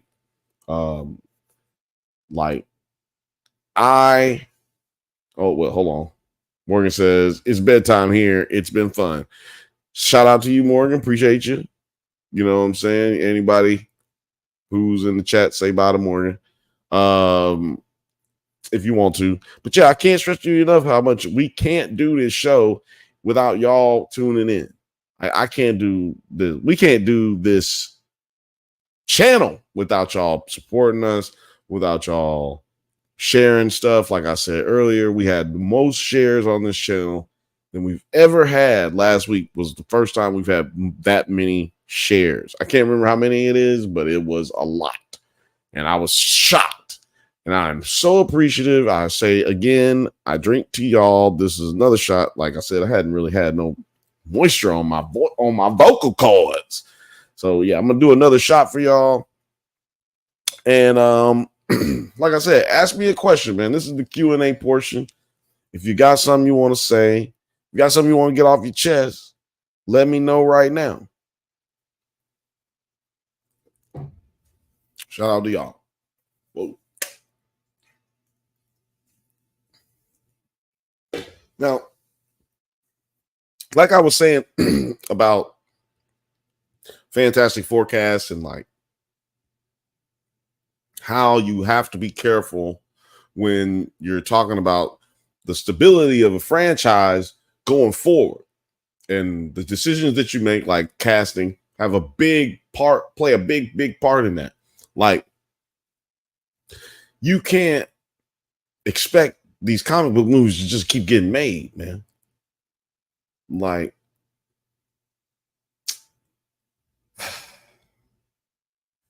it's a very fragile genre because it's only existed for about 20, 23 years, 22 years. Like, it hasn't existed for a long time, man. We have to be aware of that. So like I say, take your dollar, like spend your money wisely when you do this shit. Make sure you maintain the power of your dollar. Now, the reason I feel like this is like there's examples like this in other entertainment forums. Like right now, for instance, this is going to be real nerdy, but it's going to be about basketball for just 2 minutes. Y'all bear with me. Basketball, the NBA sells their television rights. And that's the way the NBA makes money, right? You have to sell your television rights to TNT, Turner family, and the Disney family, ABC, ESPN. Well, the All-Star game, for instance, right now, which is, the biggest thing happening every year in the middle, man, it's just people just leaving right now after I'm talking about basketball. Motherfuckers just jumping out the chat. Jumping out. Yeah, but look, this is real, man. The All-Star game has become terrible. People hate it. People don't fuck with it no more. It's a bad look when you have a product that doesn't perform well. And TNT pays a very specific premium to have that game only on TNT. And when the product is bad, when that bid comes back up, which is coming up soon, that means that you are going to make less money with your next deal that you sign for a TV deal. And so what Disney is in danger of happening right now is losing, or excuse me, not Disney, but TNT is in danger of happening right now. Turner as a company as a whole is in danger of losing, or excuse me, is in danger of losing a bunch of money or the property of NBA as a whole, because they might find it not financially lucrative for them. And then even if they decide to stay with the NBA as a partner, they're going to pay way less than what they were paying before, because the product has diminished greatly since the last time they signed up for the rights to have the NBA on television. These are the same things that can happen to a franchise in entertainment with movies.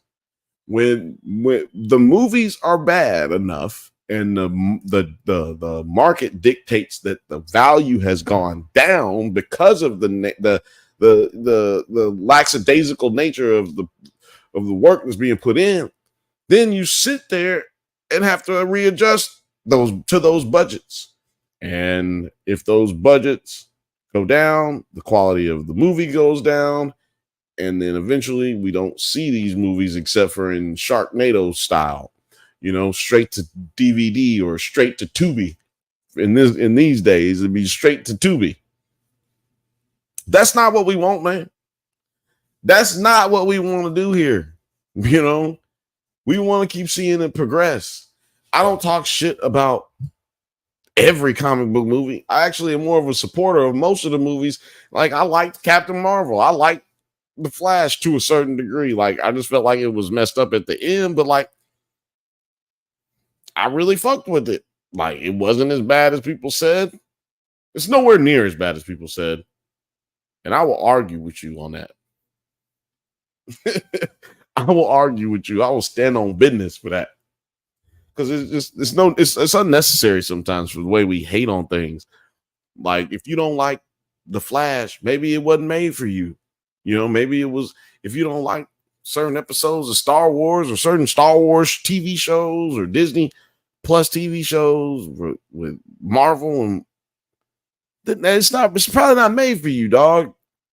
These are kids shows that we watching as adults, and we try to treat it like they was made for us. Like, well, why wasn't they placating to me? I wanted to see this and I wanted to see that. Wasn't nobody thinking about you, dog. Don't nobody even know who you are, cuz. Like, why would they make it for you? They making art so that you can enjoy it, yes, but it's an interpretation of something that of a message that they trying to convey. And it's not necessarily up to us as YouTubers, especially YouTubers. We really fuck up the whole thing. When I say we, I don't mean us at the Drunk Panthers, but like others who like to give you all of the trailer breakdowns, give you theories about the trailers, and like tell you what they've been reading on Reddit and all that shit, man. That's what's messing up movies. Because you as a viewer, we as a viewer, have a mindset set already, like to what an expectation level of what the movie is supposed to be about.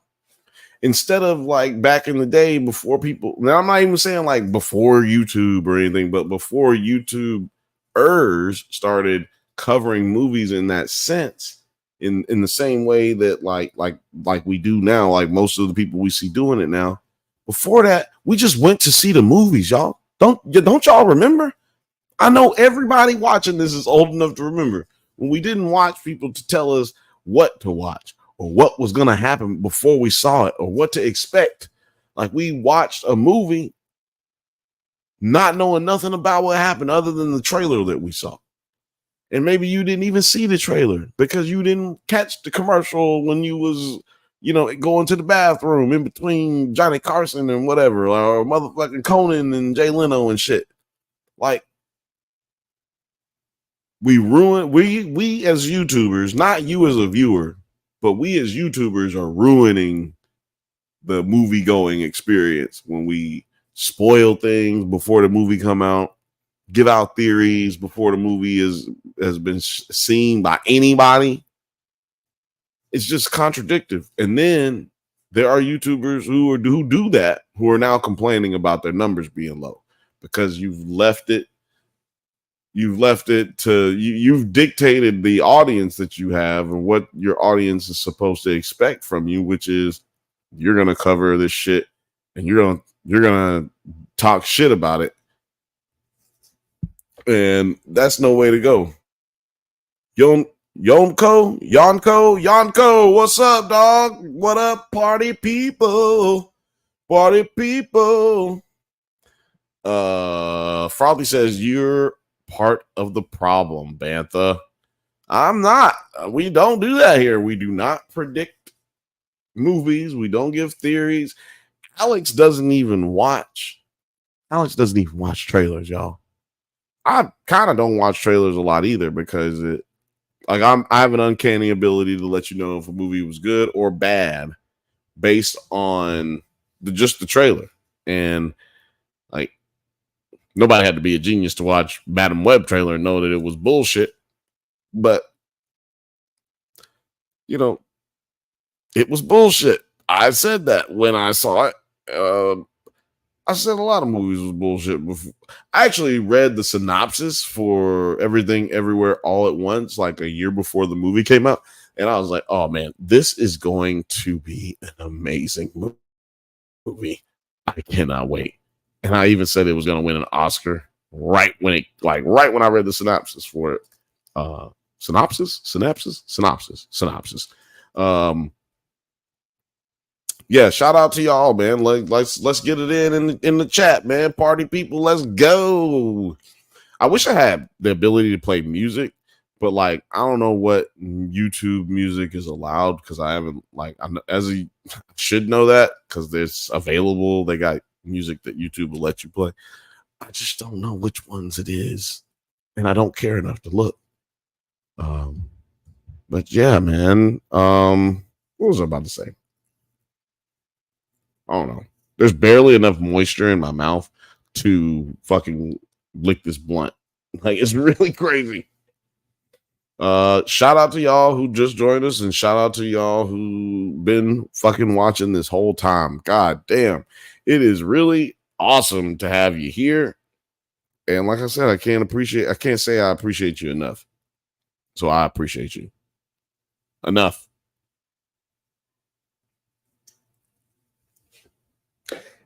Anybody here got a dog? I got a dog. She's a producer of the Drunk Banthas podcast on Mondays, every Monday at 8:00 p.m. Pacific time. She's useless as a producer, but she's a pretty good dog, man. But it's been raining a lot here in LA, man. We in LA. If you don't know that, we in LA. And it's been raining a lot, man. Probably you've seen the news. It never rains in Southern California is a lie from 20 years ago. 28 years ago, whatever it was. It's a goddamn lie. It rains here from December to March, goddamn. Like December to the middle of March, maybe April, beginning of April, which is annoying as hell. But it's been raining a lot more than normal. But it's cool. I don't really mind the rain, except for my dog minds the rain. She won't go outside, dog. She don't like her bottom of her feet getting wet. Who else got a dog that don't like their feet get wet? Or have you had a dog that don't like their feet getting wet? I don't know. Put it in the comments or put it in the chat. If you're here live, put it in the chat. If you're here after the live, put it in the comments, man. I really appreciate all of y'all fucking with me. Yeah, man. The climate is changing. 100, dog. Climate is changing. And like, I think that one day Los Angeles is gonna have like first of all, I'm from Alabama, or I was born in Detroit, Michigan, but I was raised in Alabama. And Yonko, let me know if I'm saying your name right. If I'm not saying it right, just chastise me, but I apologize. But Yonko, I'm from Alabama, man, and I think that this weather is gonna like turn into Alabama weather, you know what I mean? Which I'm not mad at, but Alabama has tornadoes, man. And I don't really know if I'm ready to have no tornadoes. You know, they can have that. I don't really mess with no tornadoes. But yeah, man, the weather has been changing here. But my dog, she don't like going outside, dog. It's crazy. She will not go out that front door. She will not go out that front door if it's raining outside. It's crazy. She won't walk. If it's dry outside, it's not raining outside, and there's a puddle on the floor, on the ground rather, she will go around it. She will jump over it. She does not fucking fuck with water. It's weird. Yonko, you okay? Yeah. Okay, I'm good. Okay. He said, yeah, that's right. I got it. Making sure I'm not messing up nothing, man. You know, but we all make mistakes, but I'm trying to be better. Every day we got to get better, right? Yeah, shout out to y'all for fucking watching, man. What was I saying though? I was talking about the dog. She don't ever want to go outside. That's annoying. Then I had something else I was gonna say. Mainly like podcast stuff. Like I really like if by the way, yeah, what if y'all want hold on, before I go on and talk about that, Frothy says maybe she needs rain boots. Maybe she does. I don't know. I don't know.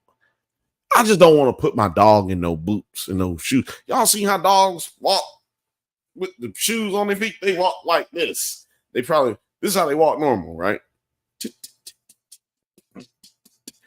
And when you put the boots on, they just walk like this all of a sudden. They can't help themselves. For those who just listening, I'm look up a dog wearing shoes and see how crazy he look or she. Look, see how crazy that dog look when you put shoes on their feet. It's so weird, man. I don't know. Maybe it's just me. Maybe they look normal, but they look crazy to me. I was going to talk about some that I felt was really important, actually. But I do want to say this, like, shout out to everybody who's watched and is watching right now. We do this on, like, all the stuff is available on, like, any podcast forum that you watch or listen to, rather. Spotify, what are the other ones? Apple Music, Google Play, all that. Anything you listen to podcasts on, go check it out. I'm trying to win. We are trying to win a podcast award this year. I'm trying to win a podcast award. Not for this channel, but not for this channel, not for this show necessarily, but for the Drunk Banthas podcast. Drunk Banthas podcast. Drunk Banthas podcast. I feel like we deserve it, man. We deserve a award. But the only way I can get it is if y'all help me, man. You know what I mean? It's gonna be our goal together. And if we can get an award, I promise you, we will hold a contest for whoever watches and whoever subscribes and comments, and we will hold a contest to get y'all here in Los Angeles to celebrate that award. I promise. So like I said, we'll probably do 2 people. We'll do 2 people, 2 winners. If you can help us win a podcast award this year, 2024, we will send 2 people out here. You got to be subscribed and you gotta have commented, right? Got to be subscribed and you got to be commenting.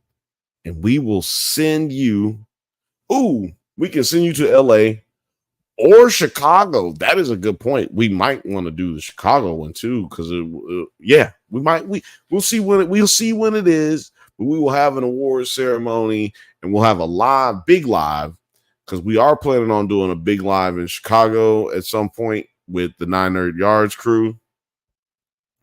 How will we get the podcast award? There's an award, podcast award company, I guess, or academy, but they it's called the Streamies.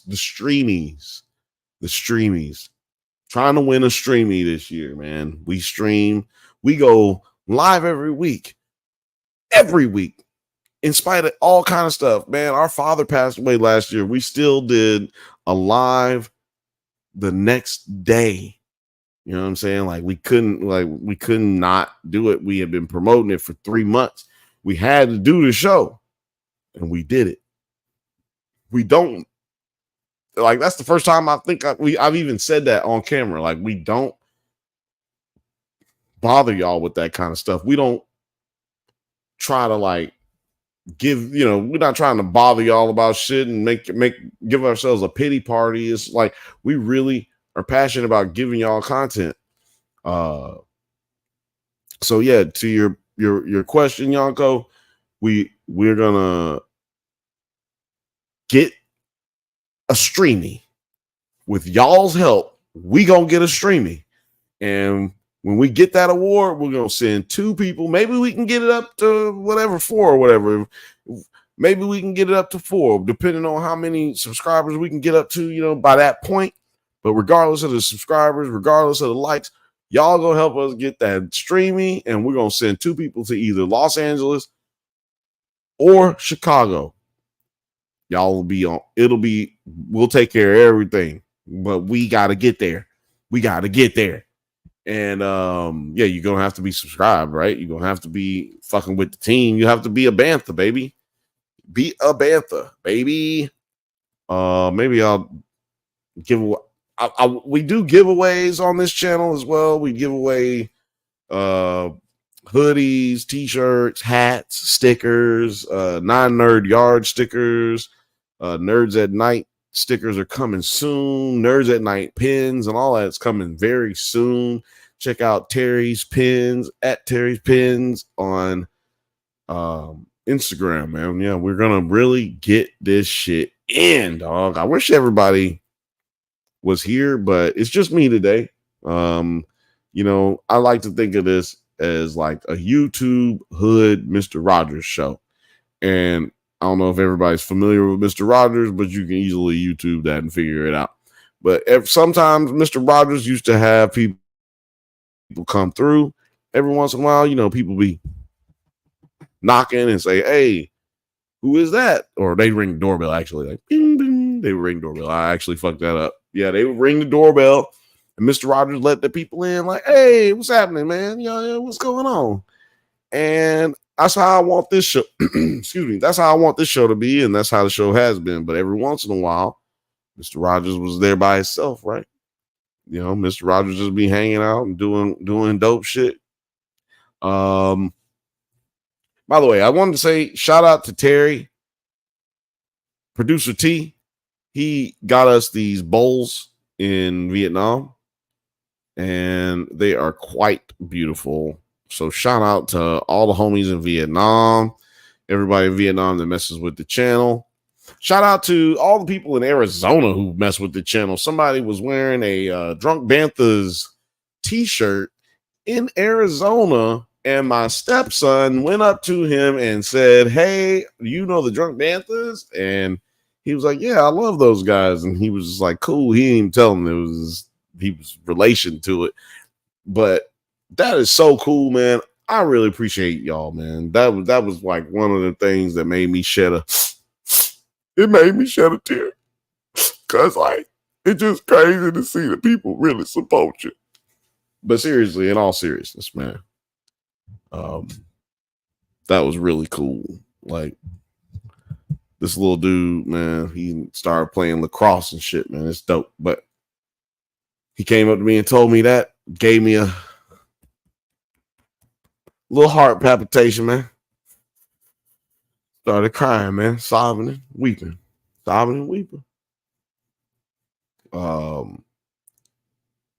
don't know how y'all found us today, but if you found us through Nerds at Night, thank you so much. Like, subscribe. If you found us from the Drunk Banthas channel, so appreciative of you. Like and subscribe, please. If you found us on Twitter, please just give that little heart button a push.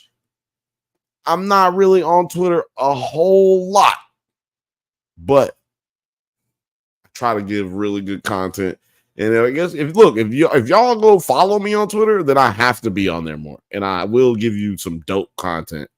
But yeah, YouTube is the spot to be, right? Like we giving out the shorts on there, we doing analysis videos, we doing drunk reviews on movies, we doing the podcast every week, and this right here, Bill's hanging out with you on the Bantha Bunch Show with Bill.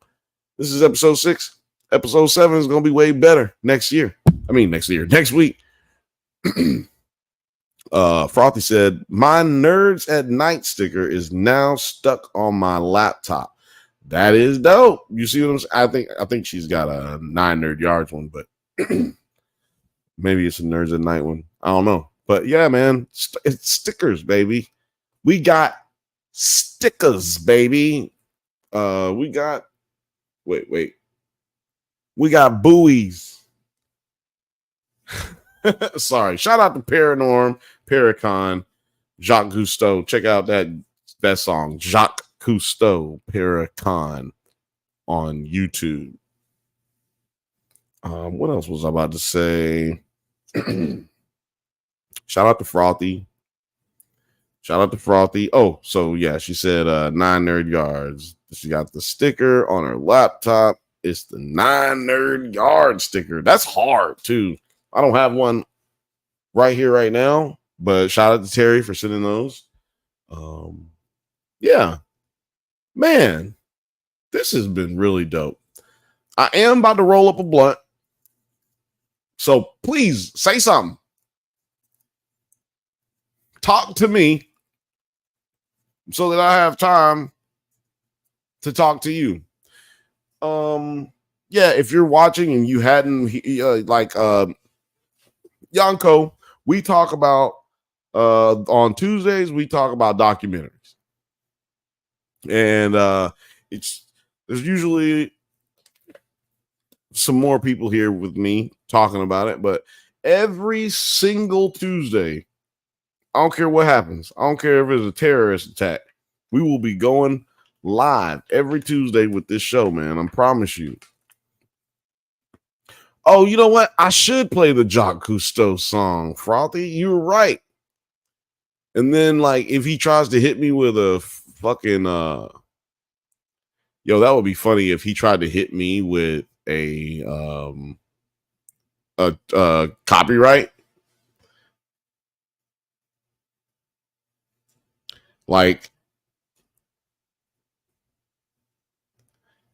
that. Oh man, that would be so fucking funny. I'm so glad you just said that.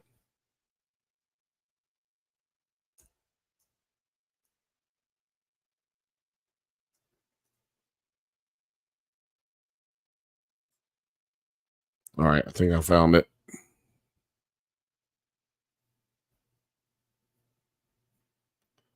Maybe he took it down. Oh, hold on. This blunt will have to wait. I have to do investigative work here. Oh, I spelled his name wrong.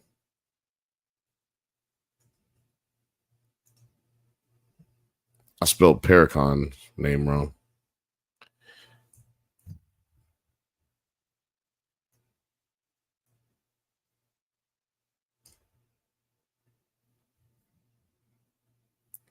Oh man, I forgot what it's called.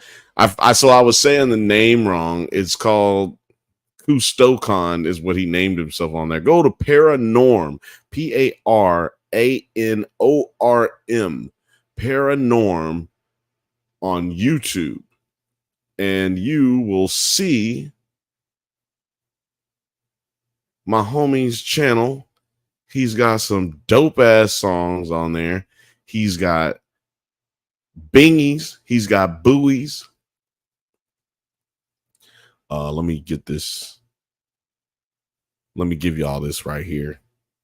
Y'all don't need to see me. Well, you know what? We're just going to see a little bit of me right here. Frothy says, before we watch this, she says, have you watched the Natalie Grace documentary? Natalie Grace. I don't remember. Is that the one we watched together? That's We on a Boat. Yeah, we watched the Natalie Grace documentary together, Frothy. Quit tripping. Yeah, if you guys haven't seen the Natalie Grace documentary, you are in for some very good dark humor right now. Cousteau.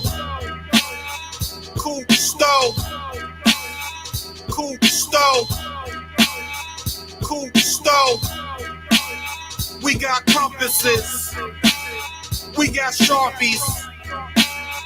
Cousteau and yellow balloons.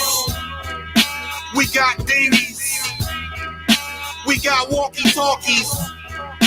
We out at sea, getting this paper. We riding out, doing our thing. We in two teams. Watch out, Manatee. Watch out, Stingray. We coming through with your Brenner. Smoking a pipe, yo, deep sea mission, travel underwater, exploring underwater what the world gotta offer. Deep sea mission, travel underwater, exploring underwater what the world gotta offer. Deep sea mission, travel underwater, exploring underwater what the world gotta offer. Deep sea mission, travel underwater, exploring underwater what the world gotta offer. Man, we checking the map. Man, we checking the map. The Galacticos Islands, riding out, yeah, we riding out. We got a big boat too, a couple submarines, 70s character actors, looking like Bill Hader, about to get this paper. We roll with Jacques Cousteau, we roll with Jacques Cousteau. Yeah, we underwater, underwater, deep sea mission, travel underwater, exploring underwater what the world gotta offer. Deep sea mission, travel underwater, exploring underwater what the world gotta offer. Deep sea mission, travel underwater, exploring underwater what the world gotta offer. Deep sea mission, travel underwater, exploring underwater what the world gotta offer. Woo! Steering the boat, man, we steering the boat. Chiefing on a Pall Mall, getting this paper, steering the boat, smoking on a pipe, make sure the map is right.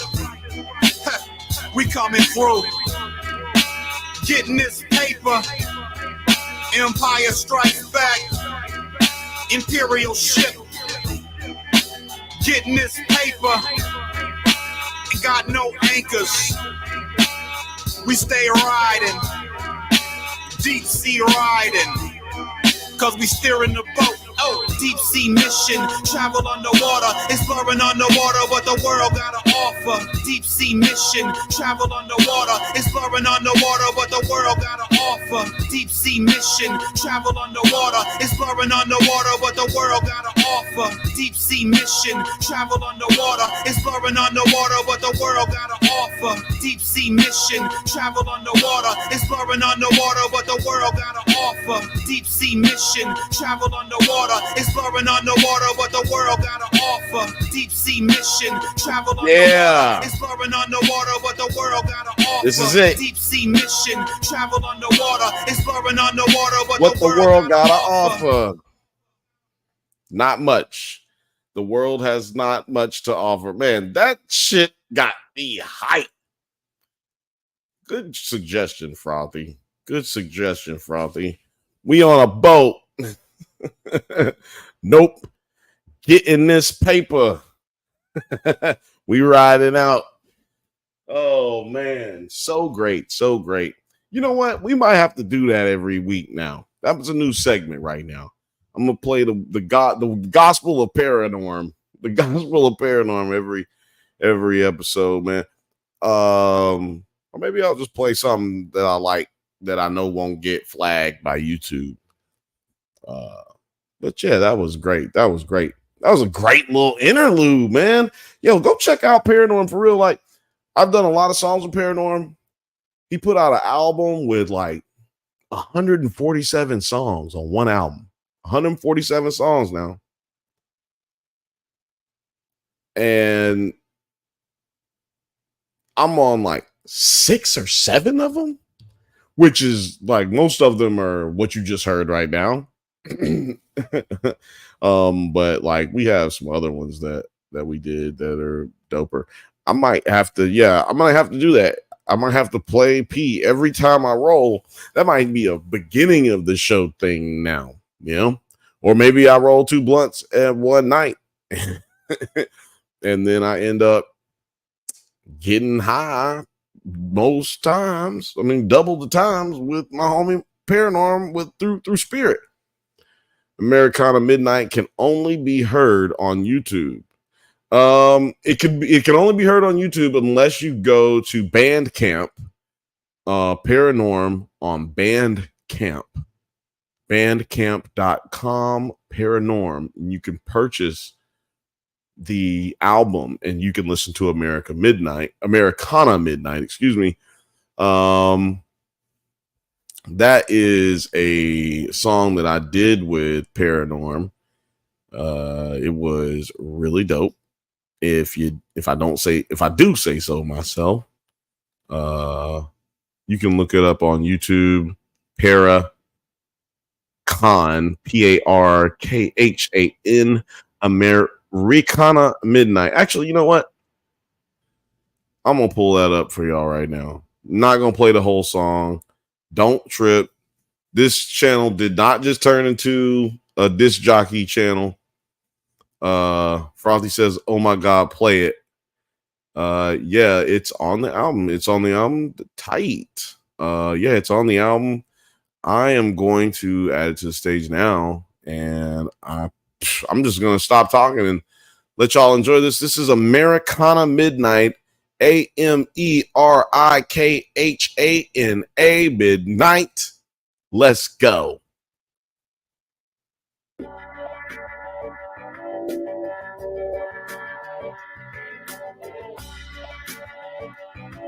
I did forget to say that this is Americana Midnight featuring, this is Americana Midnight, Paracon's Americana Midnight featuring Bill, your boy right here, your favorite cousin, and Dozen Nova.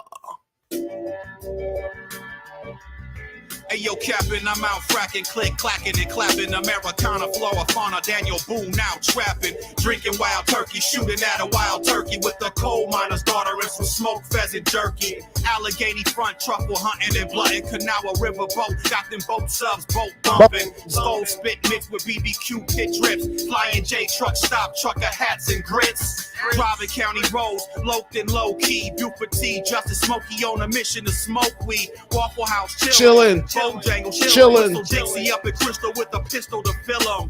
I'm maxing in the cabin, dirt floor, king snakes. Don't need brake lights if you don't use no brakes. My britches got stitches. Cat diesel power on the Appalachia shit in the midnight hour. Let's go. We on the Appalachia shit.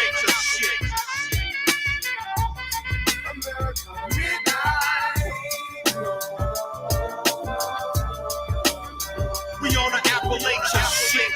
Whoa, there it is. We freewheeling through wheeling, peeling, Cumberland Gap. Rap County Mountie got a bounty, so we manning that speed trap. Canary in the coal mine, inclined off of moonshine. Masons and Dixons and Times. Civil War marker off the side of the roadway. Pause to play a fiddle after No, medicine fiddles. fiddles. Cashville, Huntsville, Knoxville, Popville, Asheville, Greenville, Cookville, Blood Spill. The modern John Henry, man, Well, I'm clapping that now. in the Shenandoah Valley on my way to Alabama. Left my wallet at a camp. The Chattahoochee Forest, Oak Ridge Boys, 9 Deuce, Black Taurus, seen a Cherokee ghost, scrap great, a black bear, Gatlinburg, Put it in the air. Maryville, Smithville, Whitesville, fights real, Fayetteville, Pikeville, lights out, NyQuil.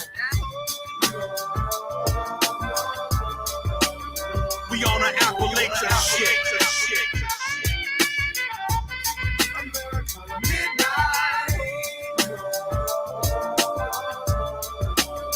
We on an Appalachia shit.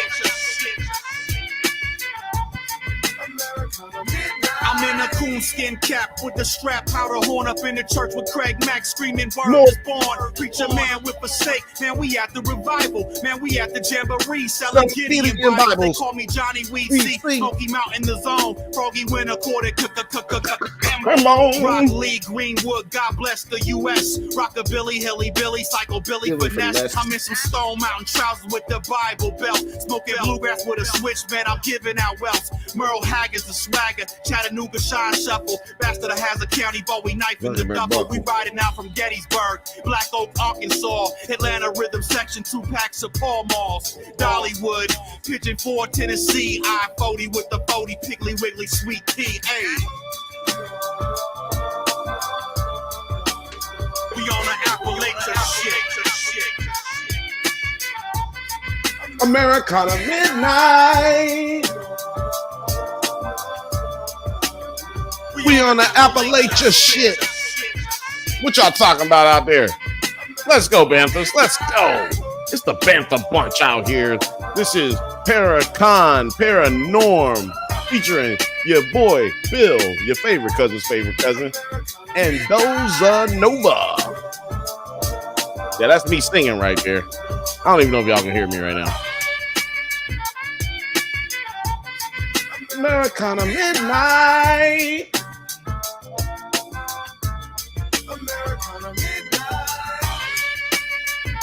Yeah. Americana Midnight.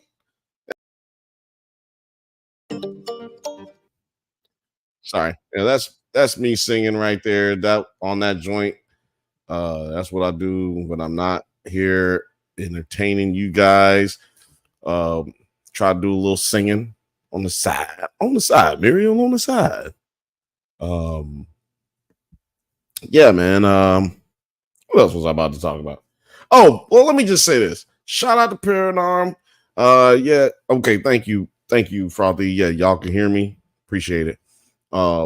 Yeah, I hope y'all can hear me when I was talking during the video. Yeah, it was like I said, Paranorm, my homie. That dude really helped me out when I first moved here to LA. Like I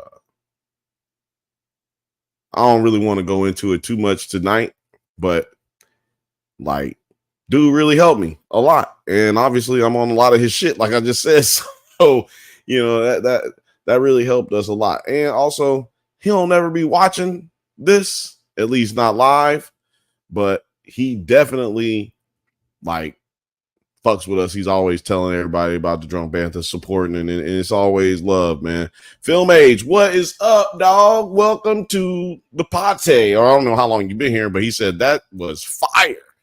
Appreciate you, dog. Yeah, man. Like, I love that shit. Lil Frothy said P is the OG nerd. That's right. Paranorm is the OG nerd. Like, Paranorm is a nerd about everything. Like me. Like Alex is not really a nerd about everything. Alex is a nerd about film. But appreciate you, Film Age, man. Like me and Film Age gonna be getting up on some music shit for some cinematic work, you know, some real hush hush shit. I got you on that. I meant to send you that email. I'm gonna send it to you tomorrow, maybe Thursday. Let's say Thursday, because I gotta travel a lot tomorrow. But yeah, Thursday. Let's say Thursday. I got carte blanche to do whatever I want to do on Thursday. Man, shout out to the comments, man. Y'all been leaving really crazy comments. Matter of fact, this might be a new segment on the show called Let's Read the Comments. I'm gonna read the best comments that I have seen, positive or negative. I'm gonna read these things here because there's some weird ones here.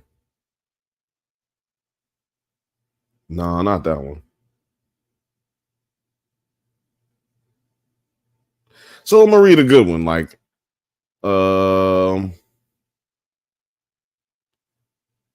this is a comment from the Ahsoka versus Andor, the Disney Star Wars problem. It's a review video, a synopsis analysis video.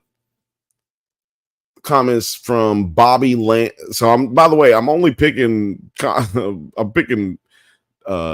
usernames that I can actually say that are not fucking crazy.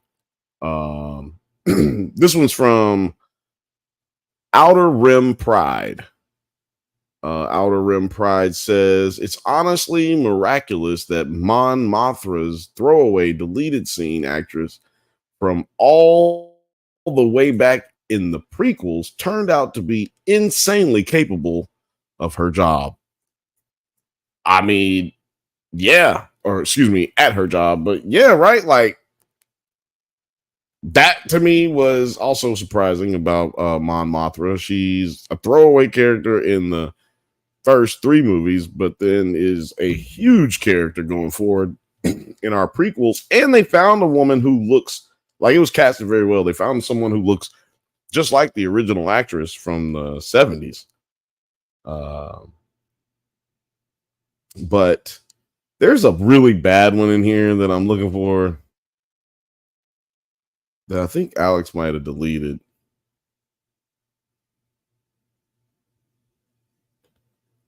It was like really weird. One of them said, like, who hurt you? And it asked, like, somebody insinuated that we were touched by. Okay, yeah, here it is. She said, Ray Bernal 6829. Ray Bernal 6829 says, tell me where the bad man hurt you. laugh out loud?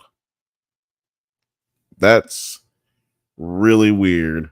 Film Age said, did you already talk about the Batman Beyond concept art from the director of Across the Spider-Verse? No, I haven't. I was going to talk about how the NBA has a new AI that will play a game in live action, the NBA game, and you can tell it to like play it in a Spider-Verse font or Spider-Verse animation rather, and it will do it for you. Like, that's what I just found out earlier today because I didn't watch the All-Star game. Apparently they put that on there. Yeah, he said that's weird. Yes, it is very weird. I don't know why they're doing it, but you can do it apparently. And what was really crazy is the example they used was a Indiana Pacers versus the Utah Jazz game. If you know anything about sports, you know nobody would be watching that. It don't matter if it's animated or it looks like Spider-Verse or whatever. Nobody's going to watch that at all. But hold on, what is this Batman Beyond concept art you speak of? Get down, do you? I'm going to have to look that up. Batman Beyond concept art, you say? Batman Beyond concept art. So, are we talking about a movie?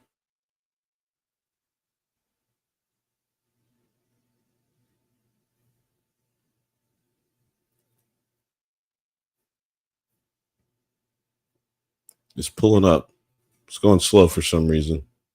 It's raining here in Los Angeles. So if I happen to lose you on this stream, I will be right back up just to say goodbye at the very least. I'm not seeing the concept art. There's already plenty of Batman coming in James Gunn's new DC universe between Brave and the Bold and the sequel to The Batman. But hey, it's Batman. And when has DC, excuse me, but hey, it's Batman. And when has DC been known to not simply keep doing even more Batman? Which is why the incredible concept art for Batman for Beyond movie by the way of Spider-Verse has us hoping Warner Brothers will get something in the works. I can't see the concept art though. I don't want to share this article without seeing the art first. Images. Oh, I think I found it. What the fuck? A new AI? That's crazy. Yeah, boy, it is crazy, right? Like, I don't understand what the point of that is, but is this the concept art you were talking about? I think this is what you were talking about. Like, this looks pretty oh wait, I don't have it up there. So yeah, is this what you were talking about here? Because this looks brand new and it looks pretty good, not gonna lie.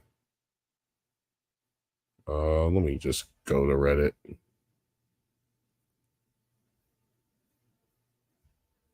I hate Reddit. Reddit cut me off. They banned me.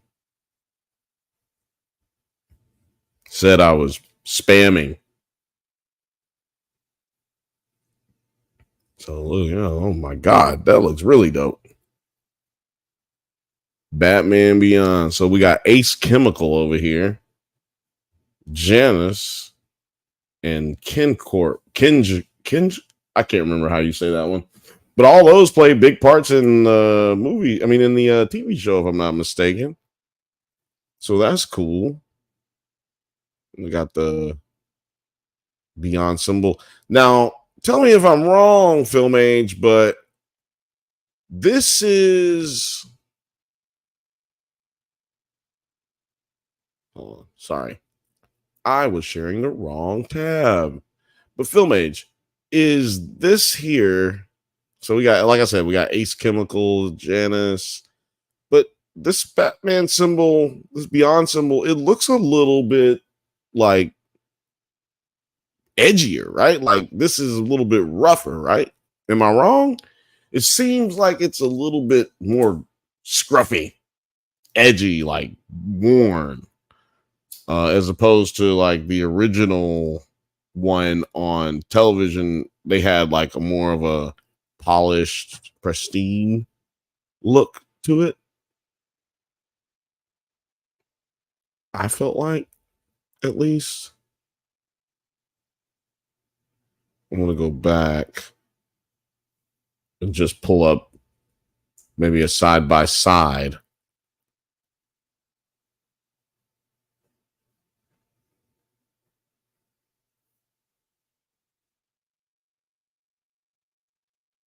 Yeah.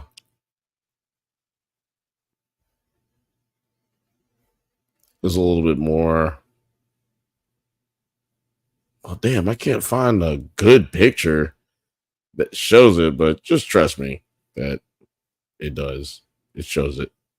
That's all you need to worry about.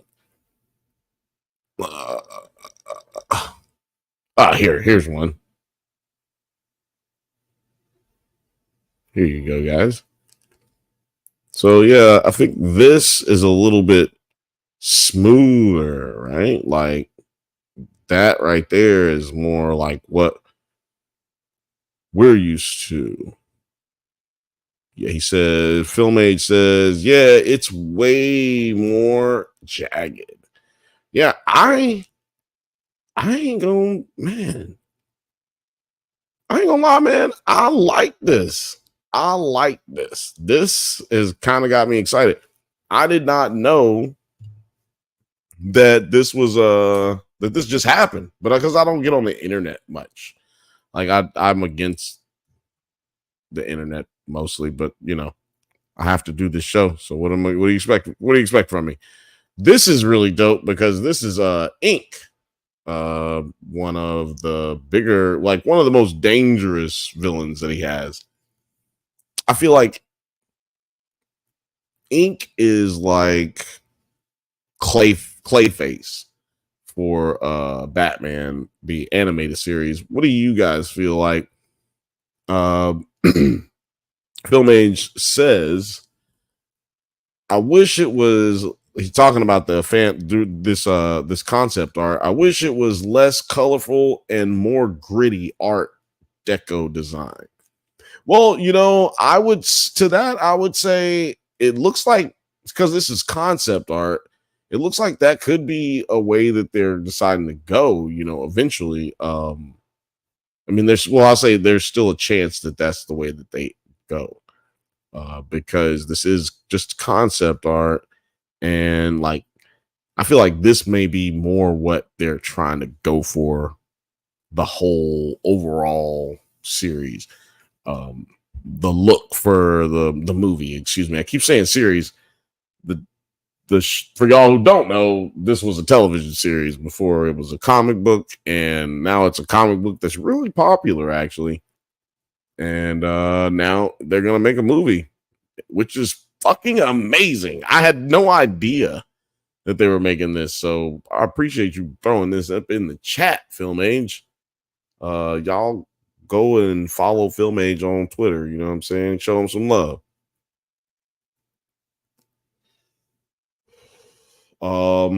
Let's see here.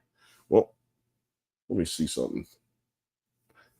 This is really fucking dope artwork, though. Like, I love the edgy nature of it.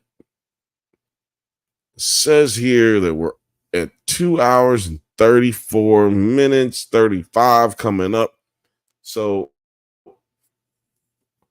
what I'm going to do here is I'm going to talk about this a little bit, and then I'm going to get up out of here. But yeah, man, this is really dope looking. When I was a kid, me and my brother, we used to watch the hell out of some fucking Batman Beyond. Every single, well, you know what's crazy? Those shows came on every day back then. Like, the animated shows came on every single day, and I really don't think any I mean, correct me if I'm wrong, but I don't think any TV show does that these days. Like, not at all, right? Like, let me know if I'm wrong, but there's no animated TV show that goes on every single fucking day, and kids are there watching it every single day. If I'm wrong, let me know now. Let me know, because I could be. Oh man, this whole time I've been trying to download this photo and send it to y'all, but or post it up here for y'all, but they won't let me do it. Somebody, yeah, whoever posted this on Reddit set it up as an image that people can't download. But whatever. This is dope. I appreciate it. Screw whoever blocked me from being able to, whoever posted this. Who posted this? I ain't gonna do that. This is pretty dope. Do you guys feel like this looks like Spider-Verse-y? Do you feel like this is like gonna be in the same, and like who knows how good the movie is gonna be?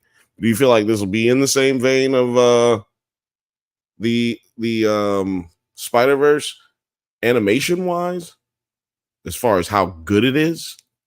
Because this looks really good, and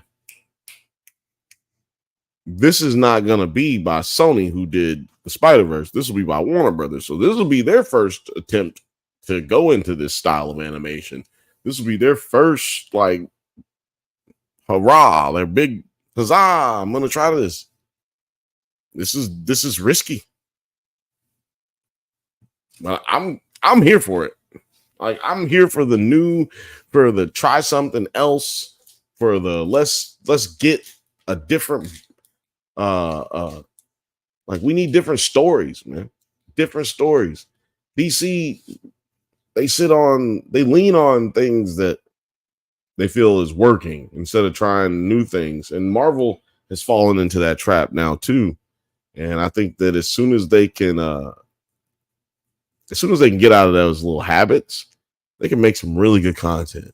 And we can have some historical moments here in the next couple of decades where as it comes to like, as it deals with movies as that are Marvel movies and Star Wars movies, but just as much as that, it could be their animation, animation division of Disney is struggling as well. They just did some new movie. Wish? Is it Wish? Nobody went and saw that movie. So it's not just like Marvel. It's not just Star Wars. Every one of their properties is doing terribly right now. So yeah, I grew up with Disney. I really want them to do better, but Warner Brothers has been struggling. And actually, Barbie and Oppenheimer actually saved Warner Brothers this year. Not just this year, going forward. Like, they made Warner Brothers so much fucking money. Actually, Christopher Nolan has made so much money for that show. I mean, excuse me, that company, that I think that they should give him a whole studio, a whole wing in his name. Little Frothy says, "Ooh, I like it." Yeah, right. Like, that is good animation. I'm fucking with it. I'm fucking with it. Yeah, you fucking with it? I'm fucking with it. I don't want it to be that big. What is it? Hold on, let me see this. Y'all like this? I like this. Yeah, we might have to do this more often right here. I put the little articles up here that I be reading, like kind of Gotham Gazette style. Well, go over to the go over to Nerds at Night and check out the Gotham Gazette if you want to see some funny stuff. I'm going to bring that back. Shout out to everybody watching on Twitter. Shout out to everybody watching at the Drunk Banthas channel. I want to bring back the Gotham Gazette on Nerds at Night. I don't know how that's going to work out, but I want to bring it back. Let me know if you guys like it. Come back and put it in the comments when this live is over. If you want to see more Gotham Gazette. Gazette. I was watching Bill Maher the other day, last week, and he was talking about rap songs having too much conversation about money. Just talking about money. It's all about the money. And I got money. I got this much money. I'm gonna buy your daddy. Like your daddy pays for my Lambo. You gotta buy this pussy. I don't sell this dick. This dick ain't free, and all kind of shit, man. It's all talking about money. I got more than you. Talking about Chanel and Fendi or not Fendi, but Fendi and Prada and Louis, all that shit, right? Everybody got the Balenciagas, and who gives a shit about all that, right? I mean, a lot of people apparently, but don't you think it's getting a little old? Like rappers talking about money, like rappers talking about how much more money they got than you. Like, I feel like it's just been done. Not just that it's been done. That was Bill Maher's point. Like, it's been done. Like, can we talk about something else? Because, he pointed out all the rap songs that have had conversations about money for years and years and years, but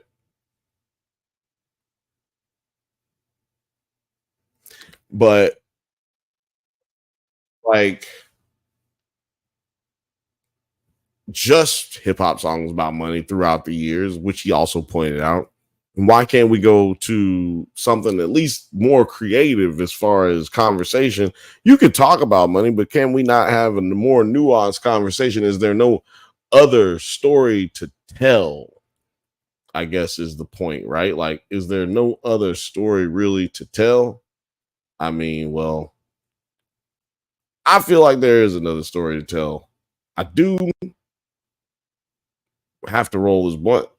So that's why I'm just going to let this roll, because this is another story to tell. You know what? You can actually talk about money and not actually be talking about money.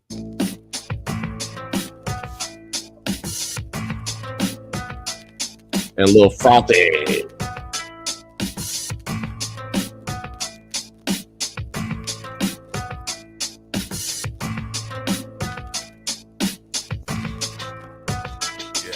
Yeah, I be raining on them strippers. Yeah, you ballin', make sure you make enough of me for your niggas. Cause I can make your family and your friends turn on you. Make them sucker jackets pull a fucking burner on you. Burner on you. The greedy or a pound of the week. I'm what you be working for like every day of the week. I can buy happiness, don't believe none of the rumors. I control your bookie and your preacher. They both consumers. I can get you the sex, I can get you the drugs. I'm in the hands of government selling cocaine to thugs. Don't worry, my nigga, you can get it for cheap. All you gotta do is give your neighborhood a sense of defeat. Man, fuck them. I'll get you a new residence. And fuck who you voted for. I choose the president. I'm the root of all evil, but bruh, you know you still love me. I'm the Skrilla, I'm the cream, I'm the loot, I'm the money. Give me money. The money, the money, it's all about the money. The money, the money, it's all about the money. The money, the money, the motherfucking money. The money, the money, it's all about the money. The money, the money, it's all about the money. The money, the money, it's all about the money. The money, the money,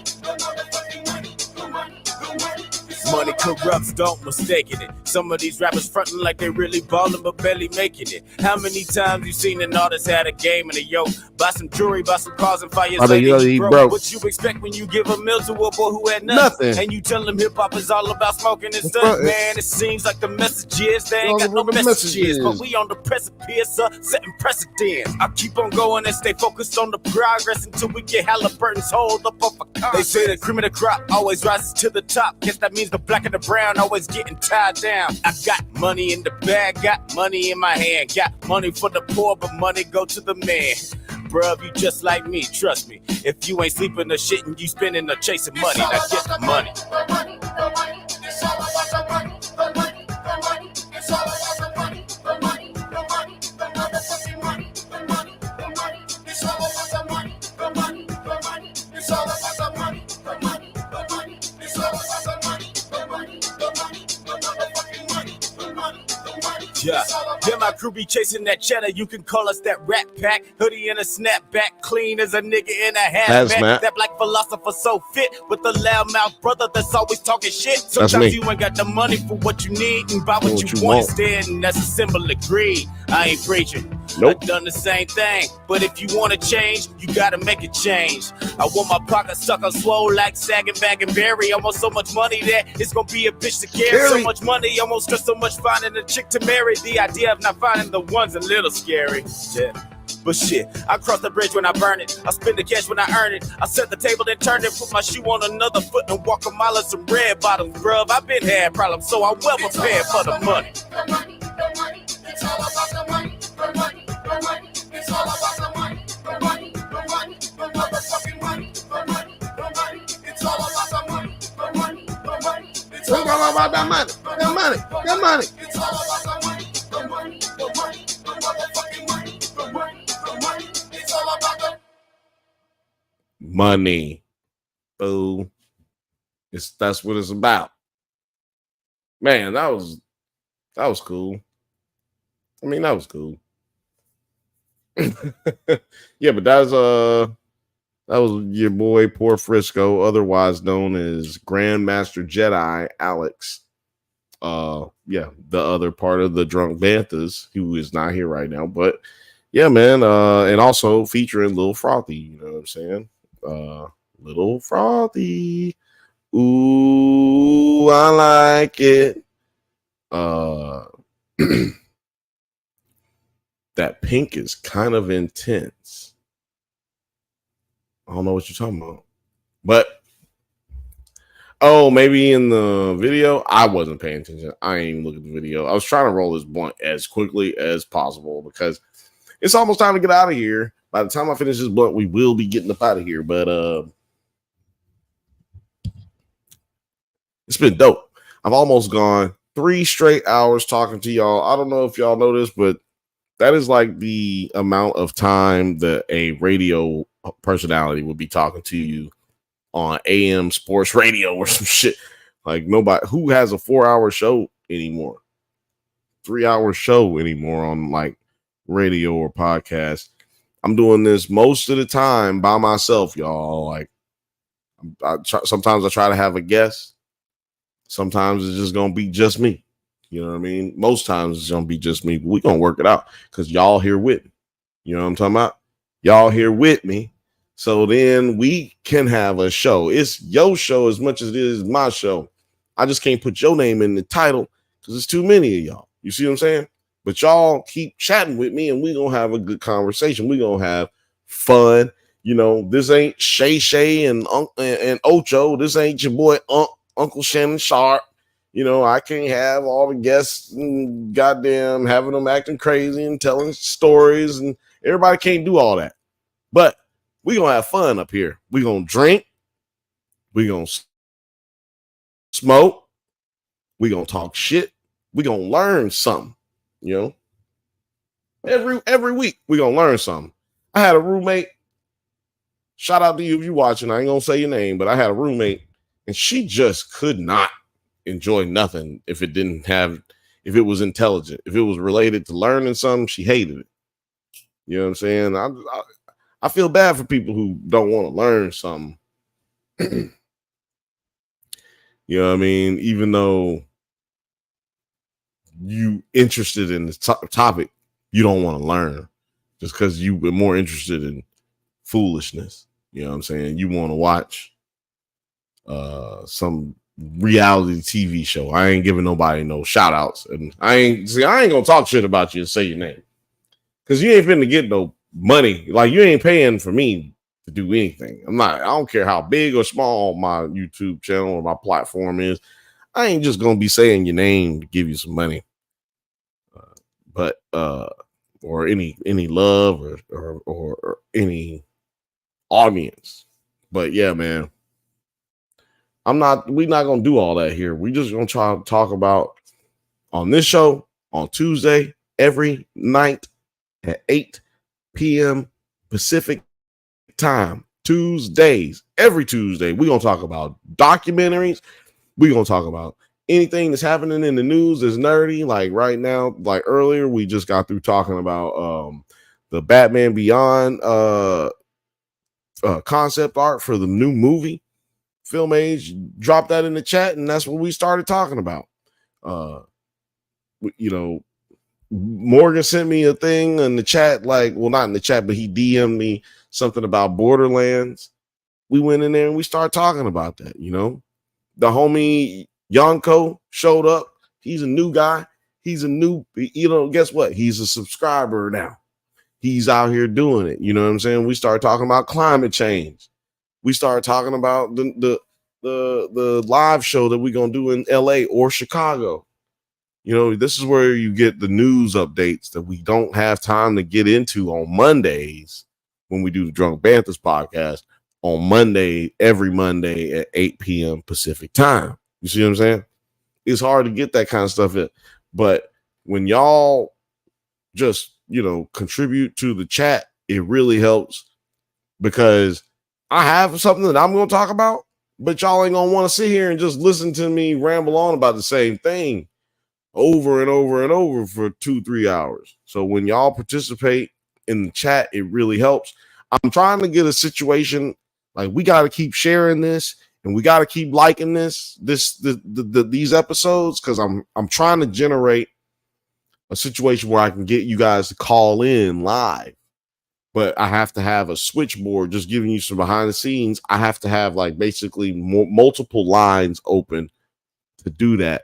And to do that, I need more money and I need more viewers to get that money, and more subscribers to get that money, to do that and provide y'all with the opportunity to call in as well as chat and have a more interactive experience. You know what I'm saying? Give your opinion in like a minute or 2 minutes or less. And, you know, ask your questions, you know what I'm saying? So you can be heard, man. It's your show as much as it's our show. It's your channel as much as it is our channel. Whatever you want us to talk about, as long as it fits in the realm of conversation that we can have here. And, you know, we ain't talking politics over here. We not talking sexuality. We ain't talking about no sex, anything. You know what I'm saying? We don't talk about that kind of stuff over here. It's not controversial over here, unless you feel that my opinion that the Fantastic Forecast that was just chosen is garbage and boo-boo. If you feel like that is controversial, then yeah, we say plenty of controversial shit around here. But that's about as controversial as it's getting, my guy. Or my gal. Or my guy gal. That's how we do it over here. You know?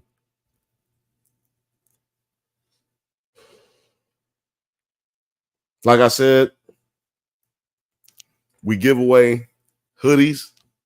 We give away t-shirts like once a month to those who have the best comment. And we choose the best comment once a month. Excuse me.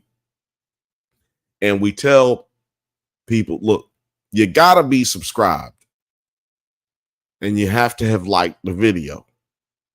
Now, it's very simple. I'm going to give you a cheat code. Oh, you were talking. So I'm going to give you the cheat code in just a second.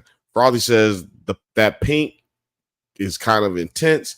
She was talking about the Batman fan art, which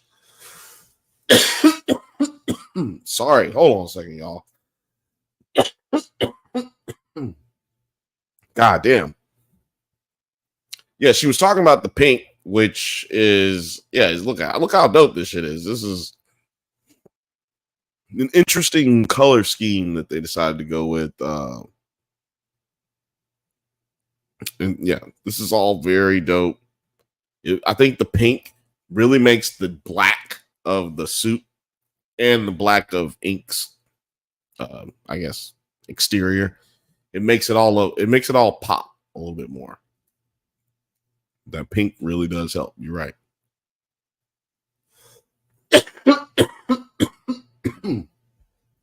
But yeah, let me tell you the cheat code to winning the t-shirt.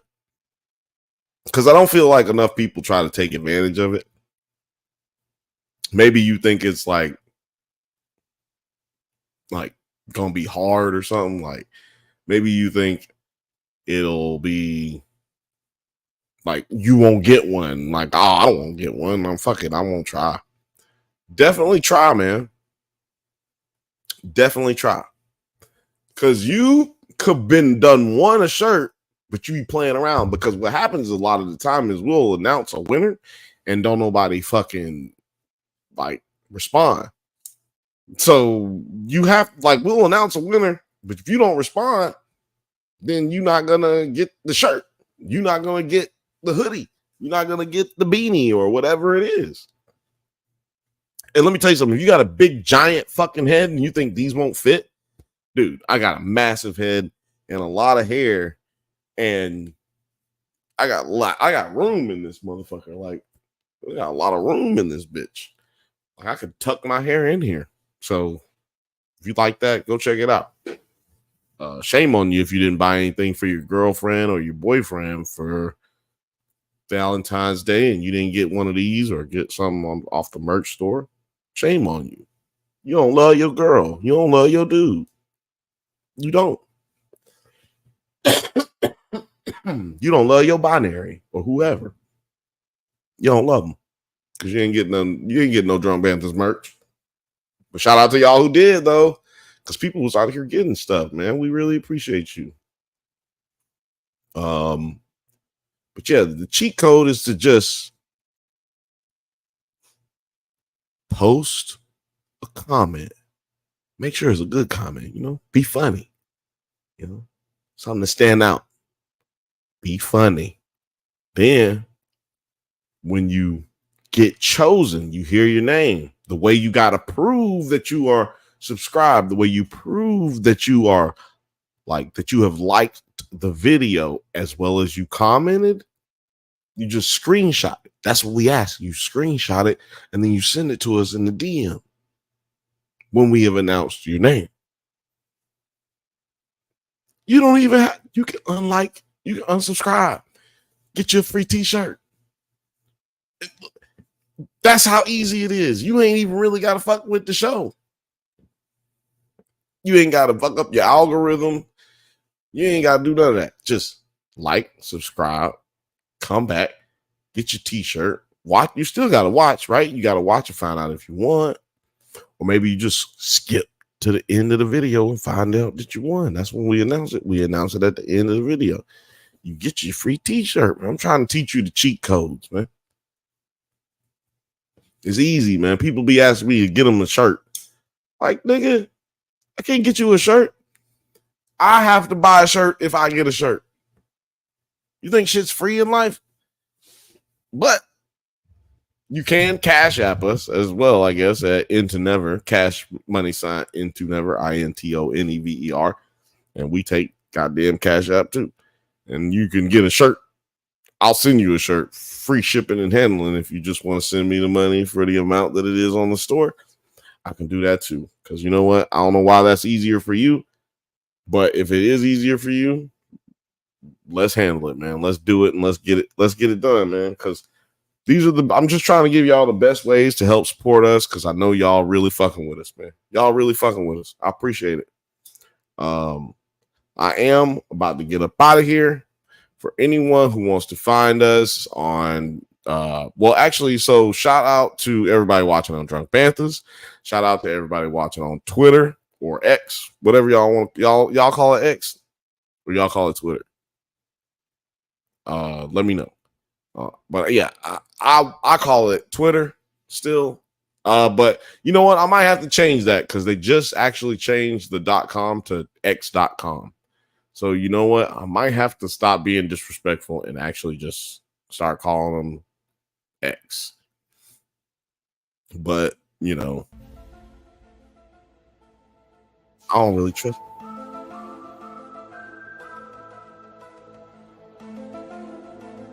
No, the X marks the spot, but X also is a variable that could lead us to believe that they're trying to hide something from us.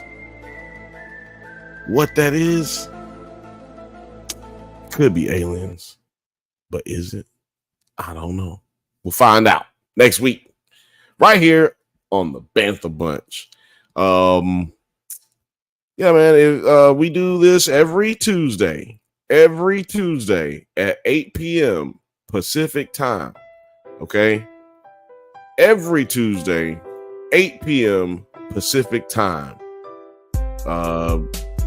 I really appreciate everybody who's been, you know, in the comments, everyone who's liked, everyone subscribed. This has been a fucking amazingly positive experience for myself. And I hope it was amazingly positive for you as well. We got 7 more days till I see you again, but 6 more days for you to see me on the Drunk Banthas podcast. Again, go follow us on the Drunk Banthas. Go follow us on at drunk_Banthas on Twitter and Discord. Likewise, Google Play, Apple Music, and Spotify. It's all happening right there. Fuck with us, baby. We fuck with you. So we appreciate you. Thank you so much for joining me tonight. We are out of here. Peace.